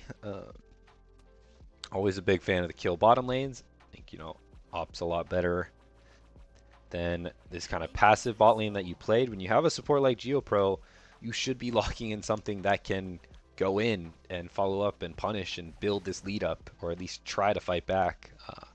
On the flip side, though, Messiah and Cleave have been navigating the laning phase beautifully, even through enemy ganks, through 3v3 skirmishes, through just raw 2v2 outplays. They've definitely been the better bottom lane in the series. And this is the type of game where if a bot lane gets ahead, that could just mean series in either direction. Sivir starting the ricochet, getting an early shove towards her way. Zeri holding her own plenty fine. Junglers starting on opposite sides this time again. So this Mundo going to be pathing towards the bot lane. Once again, IBGen always covering for his superstar 80 carry down there. And Brandino going to opt to play towards the Malphite, maybe thinking Gnar is going to push that in, and that will be an early gank timing that this Nefiri will be able to get off. Leche doing a little bit of trading, getting some grass procs of his own. Top lane and mid lane, it shouldn't be anything too crazy in the isolated 1v1s. Hui and Azir are relatively safe into each other as well, both two very long range. Mid laner, kind of artillery mages is how they get classified, because they can deal damage from so far away. And when you have both characters kind of spacing from that far out, you don't expect to see too much going back and forth. Leche jumping forward with that level advantage, just trying to crash this wave in. Knows his jungler is in the bottom side. Doesn't get it crashed though, and with Nefiri in the top side. And Leche without a ward yet. We'll see if that turns into anything. As this bot lane is going to be in favor of the double ranged. And Mundo showing up as well means nothing should be happening there. But IBGen maybe positioning for a bit of a dive, decides to call against it. Gonna go for the scuttles, and now Brandino looking towards the top side. Leche did place that ward there, so should be able to spot this one out and hop on out of there. Matthias walking up, moving as fast as he can, and moving on back to the minions.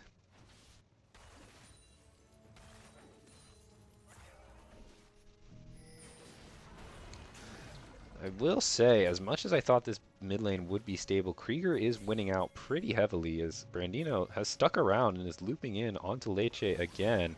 who does get the double bounce off, but Brandino is hopping on forward, flashes forward too, and the Wolves are enough. A solo kill going over to the all-pro jungler of Coinflip. First blood over to red team.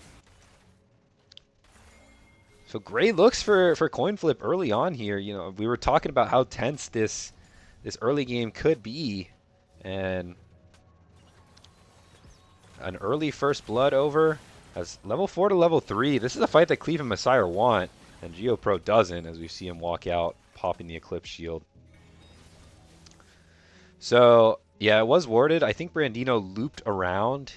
Kind of, you see this pocket of vision. Toggle it. I think he kind of looped around, played the far side, and Leche was up kind of in a similar situation here, trying to get the wave in, and that loop around was enough to kill even through the flash. But Leche definitely got to be kicking himself, because you at the very least know the jungler's top side. Spotted him over the word earlier. So we'll see if adjustments are made. They kind of have to be. You lock this Gnar, you are going to be pushed up. So the game, zooming out again, trying to get to my point about the mid lane, show some love towards Krieger and Sunflower a bit. Krieger has been getting the better of Sunflower in almost all these trades. Already chunking Sunflower out, probably forcing an early TP back here. Cancels the back as well, so yeah, this will definitely force the Azir to TP back and get an early summoner spell advantage for the Hui. We see an early CS advantage come through as Messiah and Cleve and IBGen, once again, those are the three. They're sitting comfortably. They're the ones who got to be kind of carrying the hopes of BucketJon early on as IBGen starts the early Drake. Great timing on this. The bot lane of Coinflip just backed. The bot lane of BucketJon's just came back. They'll be able to get this shove, rotate on over to help the Mundo out in case anything more breaks out. Mundo dragging down to 1k. That will go ahead and fall. Cleve clearing out some vision. This just speaks to how this bottom lane is and why I'm not sure if I'm a fan of the PTA Leona. You know, the Sivir isn't necessarily a great dueling 80 carry in lane. You know, it's not a 2v2 80 carry. And when you take PTA Leona, you're looking to kill 2v2. And GeoPro just really hasn't been able to go in because he knows there's not enough damage on the side of the Sivir for this to be a successful trade. Being said, still a 500 gold lead, mostly from Krieger in the mid lane and Brandino in the jungle. That kill and CS lead coming through as a little trade of wards, and early game continues to be slow, continues to build up some pressure. Do or die, both teams here. Sire Cleve recognizing the Fury in the bottom lane, gonna pay the respects back up. And Leche taking a bit of chunk here from Matthias. It is gonna be an AP Malphite. That's something to point out. Probably building towards a Malignance here, just to buff up that unstoppable force engage. And so we'll see how that affects the Gnar. I think that makes things tough for the Gnar as unstoppable force does come in. Leche falls prey to that AP Malphite damage. Matthias, finish my thought for me. As a solo kill in this top lane as Coinflip continuing to pick on the Milkman.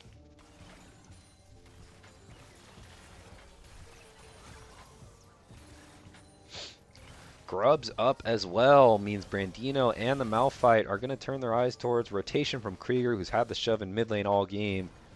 Getting another objective on the board for this Coinflip squad. We've seen this really every single game here where early Drake stacking for BucketJons and a grub trade as Brandino tends to play towards, you know, the top side and what has been the better top laner by a far margin in Matthias.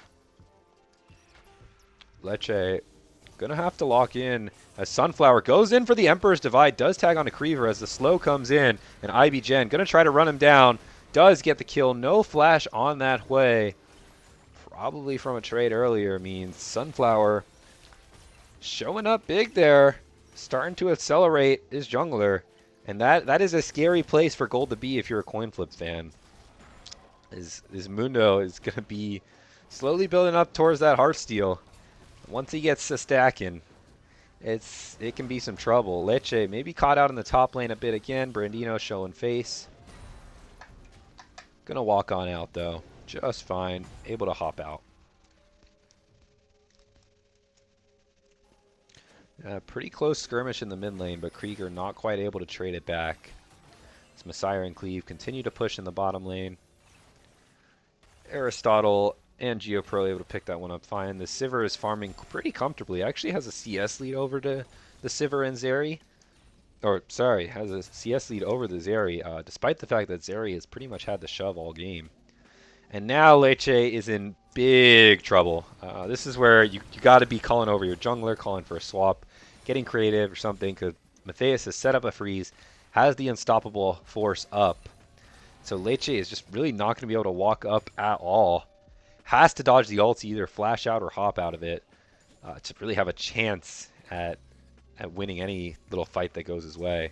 Otherwise, he's going to be zoned off of more and more minions and slowly lose lead. Can only boomerang toss onto so many to keep gold close. But Matthias, great laning from the top laner of Coinflip, preventing any further advantage going over to the Gnar.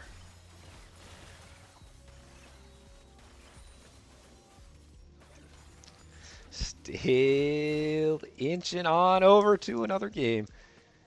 1K gold lead now. A lot of it coming from the top lane too. Really just CS leads all around except for the jungle. Just waiting for this game to bust on open. Dragon in 20. Sunflower jumps forward but doesn't quite get the whole leap. And so the Emperor's Divide falls short and Krieger's able to just walk on out of that one. And now this Azir is going to be pretty chunked for this Dragon spawn. Does have TP, but doesn't have ulti. And with Brandino in the area, Aristotle in the area, this should go the way of Coinflip, who get second objective back on the board. As things are pretty darn tense here. Wave does get pushed back towards Leche, able to finally pick up some farm, but, you know, 25 CS down is quite a bit, especially into a Malphite who's indexing into more of a kill lane with the AP. So, I mean, yeah, things are going to be up. It's going to be up to the three of Zeri, Lulu, Mundo here for the side of BucketJons. They're going to have to get structured team fights and try to keep this Zeri alive through a Malphite ulti and an Aphiri ulti dive. Just on top of everything else. And IBGen popping up in the top lane as Sivir ulti out from Aristotle, who's falling quite low. Messiah charging on forward. GeoPro limping out too, but goes back in, gets the Solar Flare combo, but a great cancel by Cleave on the Wild Growth means GeoPro is in trouble, and a flash forward from Messiah pops him before GeoPro can flash out, but in comes Brandino, in comes Krieger. Messiah going to try to kite his way out of that one. Brandino falling low, actually gets the kill onto Aristotle, who walks up too far forward on low health. A little bit greedy there, but Brandino is pouncing forward onto the Lulu, who does flash out, but it's right into the Hui Q, and a double kill going over for Krieger. So out of nowhere, action spawning across the map, and where else but bot lane, the story of this series, as Messiah and Cleave pouncing onto this Sivir Leona, once again having Aristotle's number, who's forced to ulti out, and Messiah Cleave picking up those 2 kills with the lightning crash. Excuse me. GeoPro going for an aggressive turn, maybe just a tad too early, but had to keep the Zeri and the Lulu in the area. So from there, the Leona falls, but buying time for Brandino and Krieger to come up. But Messiah able to kill an overstepping Sivir there. However, so they do claim the Feat of Warfare, but the rotation, you know, just more numbers. League is a numbers game. It was ultimately a 4 versus 2 in that bottom side, and still a 2 for 2 for the superstars of BucketJonBets in the bottom lane, the all-stars there. Claiming the Feat of Warfare, do fall down, but plenty fine with that if you're BucketJonBets. With Leche still struggling into this top lane every time we pan up there. Wave doesn't look like it's in a good spot. He's trying to farm with a boomerang throw from distance. And this Mundo has gotten the Heartsteel, so look to get that stacked up. Krieger, though, with 2 kills on this play, that's going to be a good damage spread now for the side of Coinflip. You have some kills on your AP damage with the Malphite and the Hui. And then Nefiri and Sivir obviously going to have great attack damage stats there to back everything else up. GeoPro looking for a little bit of cheese in this bottom lane, but IBGen kind of knowing that, looking to cover as they walk on up. A solo kill in the top lane, as I was too busy looking in the bottom lane. GeoPro does have the flash, pops the solar flare, pops the flash, is able to get out of there. Aristotle trading a little damage back with the Sivir ulti. A Sunflower dashing on in as well. Emperor's Divide back. Krieger forced to walk on out. A trade of ultis in the mid lane does favor Sunflower there. Great little Emperor's Divide. But looking back, solo kill in the top lane. Leche probably just misstepping again. Those seismic shards getting maxed from Matheus. Let him do work. And once Leche goes mini here, Matheus just backing up. Leche walks up too far, not able to dash out of the Malphite ulti. And that's a solo kill. And that tower is slowly going to fall down. This Matheus has gotten that.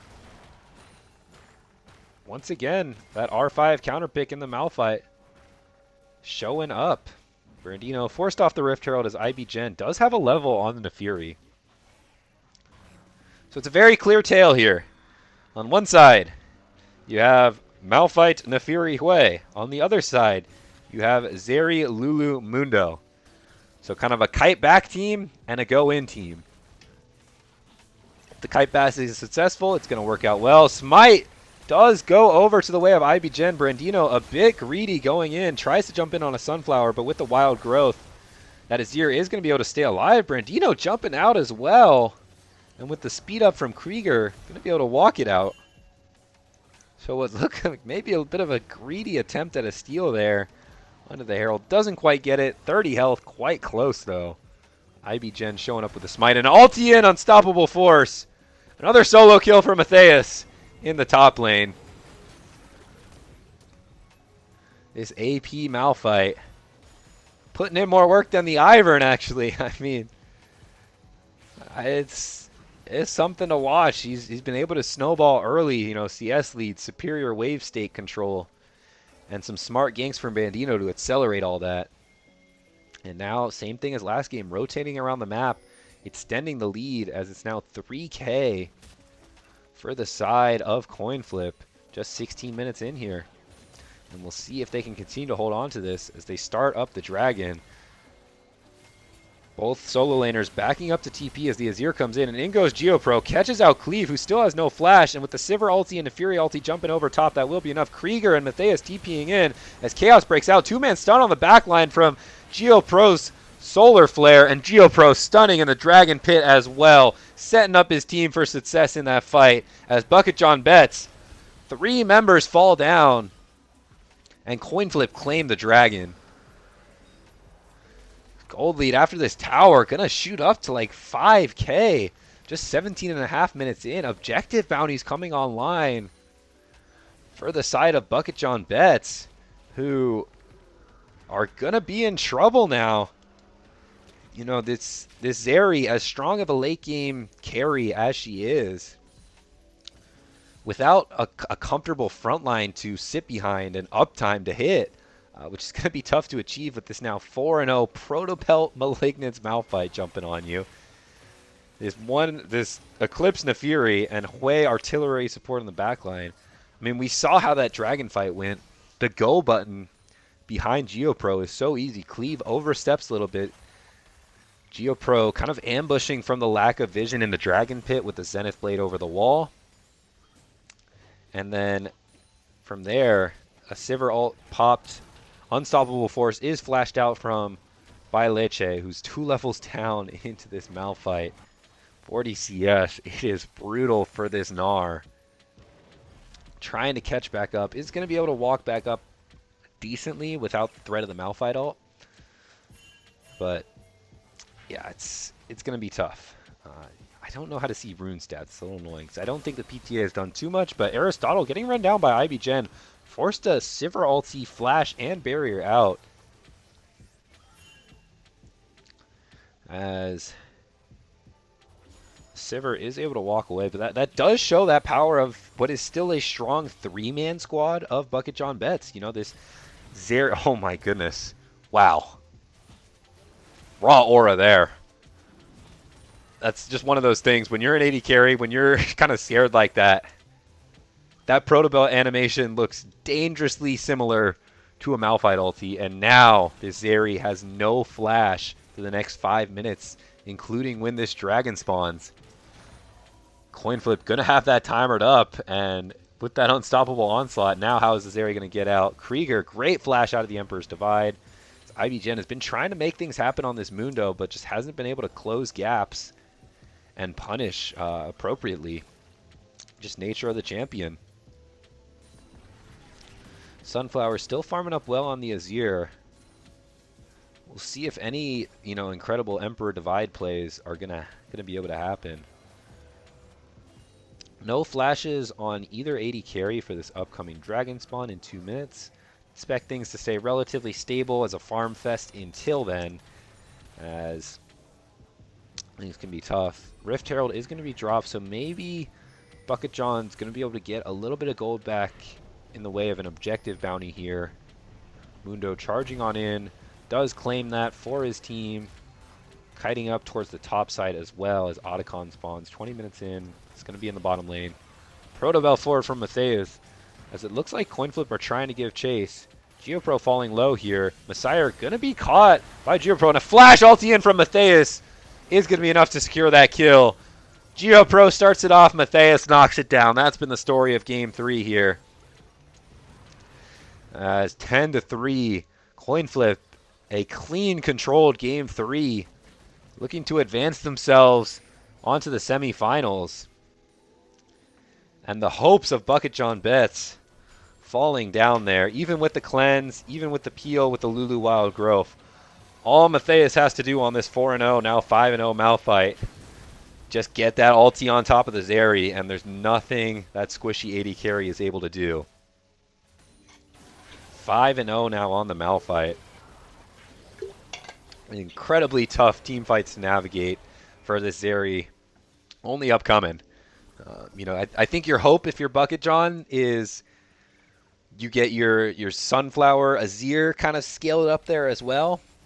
You see the Leandries is getting built towards. Maybe that provides enough damage. You know, you have a dual damage threat into the Malphite where if the Malphite can only ult one, you know, hopefully that other one has the uptime and has the damage to still carry the fight.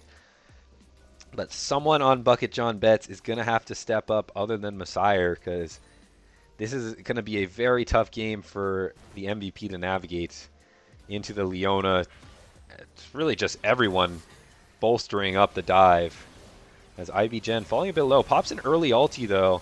And two-man Solar Flare in the backline from GeoPro. Messiah falling low, tries to kite it back. Leche TPing in comes Matthias from the top side. Protobelt forward, ulti onto the Sunflower with a massive Emperor's Divide in the backline, though. Is going to be able to turn this fight. Leche charging forward, going Mega. And Sunflower beating that guy, stepping on up. The two-man Solar Flare, not enough from GeoPro. Coinflip giving chase. But in comes Sunflower. The sun is out, and he is sprouting. Dragon spawning as well means the second Drake is BucketJonBets for the taking. I had my eyes on Matthias, but Sunflower was the one who turned that fight out of nowhere. We see kind of this skirmishing over the mid lane here. IBGen getting a bit caught out. But with the Mundo ulti, we know this Mundo is pretty darn tanky. Lulu Wild Growth comes in, and look at that healing. No reduction on the side of BucketJonBets. A lot of flashes out after GeoPro hits that two-man Solar Flare. Brandino gets Messiah very low, but not able to finish the job, and Sunflower on this flank flashes in. Four-man Emperor's Divide to kill down the Nefiri, buy space for the rest of his team to limp on out, and help secure his team the Drake. Great play from Sunflower there, who finds the road. and delivers for a BucketJonBets team who was on the brink of collapse. Aristotle able to trade back the mid lane tower for a little gold back from Coinflip. These teams just going blow for blow in the macro game and the team fight game. Level 16 on this Malphite, though, to level 13 on the Gnar. And level 12 on the Zeri. You have 4 levels up from this Malphite onto the Zeri. It's still very delicate situation to navigate for BucketJonBets. Try to catch us back up to live here. Excuse the speediness. And there we are, 24.5 minutes in. The gold lead has shrunk a little bit. This Mundo's getting tankier, does have the unending despair now. Malphite with the frozen heart. Death cap in for Hui. So very scary item power spikes coming through from Coinflip after that narrowly lost fight. Thanks to some heroics from Sunflower. Now a bit of a flank angle for GeoPro and Brandino looking to loop in on this mid lane, try to collapse. They have the angle. Matheus eyeing the back line as Aristotle kind of on the flank too. It is all over the place here. Krieger walking up from the bot side. Aristotle caught out from the rest of his team. Zerial hits no one. And IBGen in the front line trying to hold his own. 3-man wild growth knockup. Leche flashing in. 3 into the wall. And now Matheus misses his ulti over onto Messiah, but the dive is still enough from Coinflip. However, with some crucial AoE CC ultis, I think it'll be enough for BucketJonBets to turn it. Sunflower is hitting on the back line, able to sweep up a few more. Leche diving forward, but too low to clean up anyone else. And Krieger with that death cap, able to hold the line. Crazy fight there over the river. Aristotle caught way out of position there. But a 3-man knockup on the wild growth of all things from Cleave. Followed by a 3-man ulti into the wall by Leche. It's all nullified, though. Matheus missed his ulti over the wall onto the Zeri, who dashed out of it. But still caught a little too out of position. It's really tough to stay alive without that Lulu peel. But outside of that, after all those initial cooldowns were burned, it was the Krieger show. Lines him up, knocks him down. 2 items on that way. All that damage coming through from the control mage mid laner there after Aristotle falls very early on and is out of position in the fight. So the story of the mid laners this game, I was earlier talking about how we haven't seen anything too flashy from them, but they have been the two players really keeping their teams in it in what have been back and forth fights. But Coinflip turning their eyes towards the Baron now. Leche in the bottom lane trying to stack up the Rage. We'll see if the call is to contest here. 27 minutes in. 10k on the Baron. It is falling quickly. Aristotle is shredding it. IBGen forced out, but Brandino jumps on in. Doesn't quite have the damage too much. Sunflower jumps in, gets the knockback onto Krieger, but falls low himself. Azir goes down to the Malphite, and now Messiah is the only hope left for BucketJons. Trying to kite it back. No ulti on the Malphite means he maybe has a chance, and IBGen holding the front line the entire time. Able to stay alive somehow. Messiah still kiting back, peppering in those lightning bolts, but doesn't quite have enough damage here. Brandino jumps in too far. BucketJonBets get one back. So it's a 1 for 2 right now as low health bars, both sides limping away. The Baron is stopped crucially, though,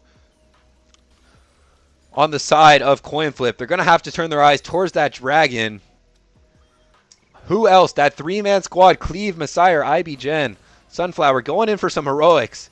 Doesn't quite get the kill onto Krieger, but a great shuffle attempt in doing so.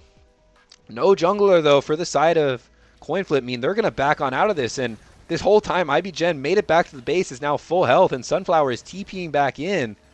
So we're looking at a 4v4 setup here. Matheus does have ulti, but Messiah has the Zeri flash. IBGen kind of zoning away the Malphite. Solar Flare onto Lulu means they are going to get one back, but Soul Point going over to the Mundo, who is going to fall quite low. Does go spell immune, but doesn't quite have the tankiness to get on out of this one. And with 2 down for the side of BucketJonBets, Coinflip should be turning their eyes towards this Baron, get another objective back their way. That is that is about as the longest fight I have seen in the past few weeks. Starts off pretty explosive with The Azir kicking things off, getting the way, and then falling down thanks to collapse from Matheus. But then Messiah that whole time pops the lightning crash, and it was just burst firing, delivering battery consistently into this tanky Malphite. Able to finally get the Nefiri, who oversteps over the wall a little too much. But this Zeri absolutely needs some armor pen in order to be that late game damage threat that BucketJonBets so desperately need him to be.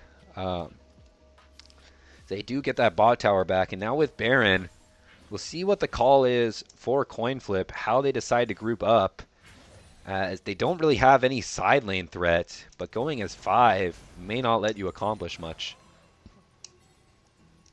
And these fights have been electric. Gotta shout out GeoPro, who has been consistently hitting solar flares. It is not easy as a Leona player myself. Like, hitting solar flare stuns fight after fight has been huge for the Coinflip team. Matheus able to follow up easily on the Malphite. But the team fighting of BucketJonBets has kept them in this. The front lining of IBGen and then the playmaking of Sunflower and Leche have built space for Messiah to hit. And that will have to be something they continue to do, as Coinflip start knocking on the bottom lane door of BJB's base. No big objectives up for another 3 minutes. And no great sieging either means this one is looking to go the distance again. Any team fight can decide it at this point in the game. Don't let the 7k gold lead distract you. The fact that this is, one good ulti away from either team winning the fight. They are playing the 4-1. Nefiri shepherding in the mid lane means the rest of Coinflip are going to be able to get onto the inhib. Matheus forcing the flash out from Messiah with the ulti in, and now Messiah going to try to hit. IBGen falling a bit low, is trying to heal up through it. Does so far, but does fall down as Aristotle is shredding right now. Brandino into the backline. Another solar flare stun onto Messiah and a flash in. Sunflower, the only hope left for BucketJonBets, but he can do nothing but watch as it is a clean 5-for-0 ace to finish things off. Quadra kill for the Sivir. And Coinflip take the reverse sweep here. 2-1 over BucketJonBets. Upset alert Friday night here. Coinflip moving on to the semifinals.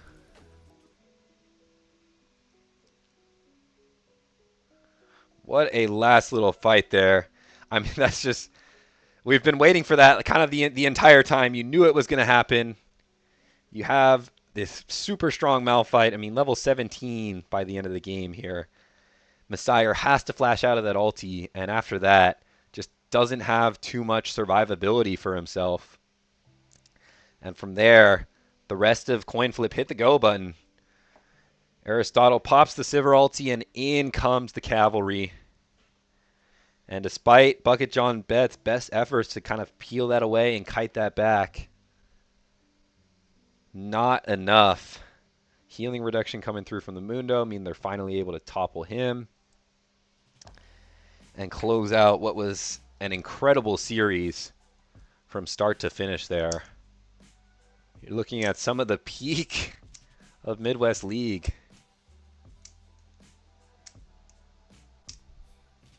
What was a lot of people had as the top team and the MVP of the league getting knocked out in the round of 8 here. And Coinflip getting hot when it counts. Turning things on.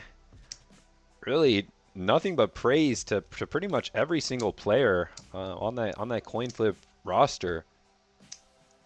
Krieger really stepping up in this game 3. Was a bit kind of playing in the shadows those first 2 games, but taking control in some of those team fights with the Hui, getting that AoE damage in. And I think the MVP of the match, my MVP of the match, has got to go to Matheus. He had Leche's number the entire series. And this is a game where KDA does tell the whole story. Those few solo kills, Coinflip taking advantage of that red side, and dogpiling into Leche with some pathing from Brandino. Punishing those tank picks, punishing the squishy Gnar, and, you know, despite, I think, what we can say was the better bot lane in Messiah and Cleave, at least for laning, and what I would say was the better jungler in IB Gen, who was, you know, creating those leads for that bot lane and showing up in team fights, dropping double-digit kills in that Viego game too, despite the loss. Still not enough. The coordinated team fights of Coinflip, just too much tonight for BucketJonBets to handle. GG's to both teams. It was an absolute pleasure to watch, an absolute pleasure to cast, and what I'm sure was an absolute pleasure to play. It'll be exciting to kind of watch Coinflip going forward. We know they have these funky drafts. We'll see how they spin things. Taking a look at the bracket here. Coinflip are going to move on to the semifinals. They'll be against the winner of Instinct and Froggy Style, who play tomorrow. And then the rest of the matches to close out the weekend. I believe we have 2 matches tomorrow happening at 5:30 Pacific time or 8:30 Eastern, and 6 p.m. PST or 9 p.m. Eastern. So definitely going to want to tune into those. I think CLT is going to be on the cast alongside Rusty Crow for the Froggy game. That's going to be what I'm sure is going to be a banger. This top side of the bracket has delivered so far. So tune into those. I mean, I don't know how the interview process works, nor if I'm cut out for the interview. But okay, yeah, there it is. So CLT's got the one on YouTube. Rusty will be on Twitch. So that will be quite lovely. I'll let you know. I may be free to do the other one if you want to duo cast with Rusty. I know he brought that up. So we can figure that out. I'll let you know tomorrow morning if I'm free. If you guys want to do that duo cast, and if I still have my voice, because that was quite the game. So, thank you all for tuning in on this Friday night. Once again, more LOLMidwest action. Quarterfinals going to continue tomorrow and all weekend. Hope to see you there. Until then, have a good night, everyone.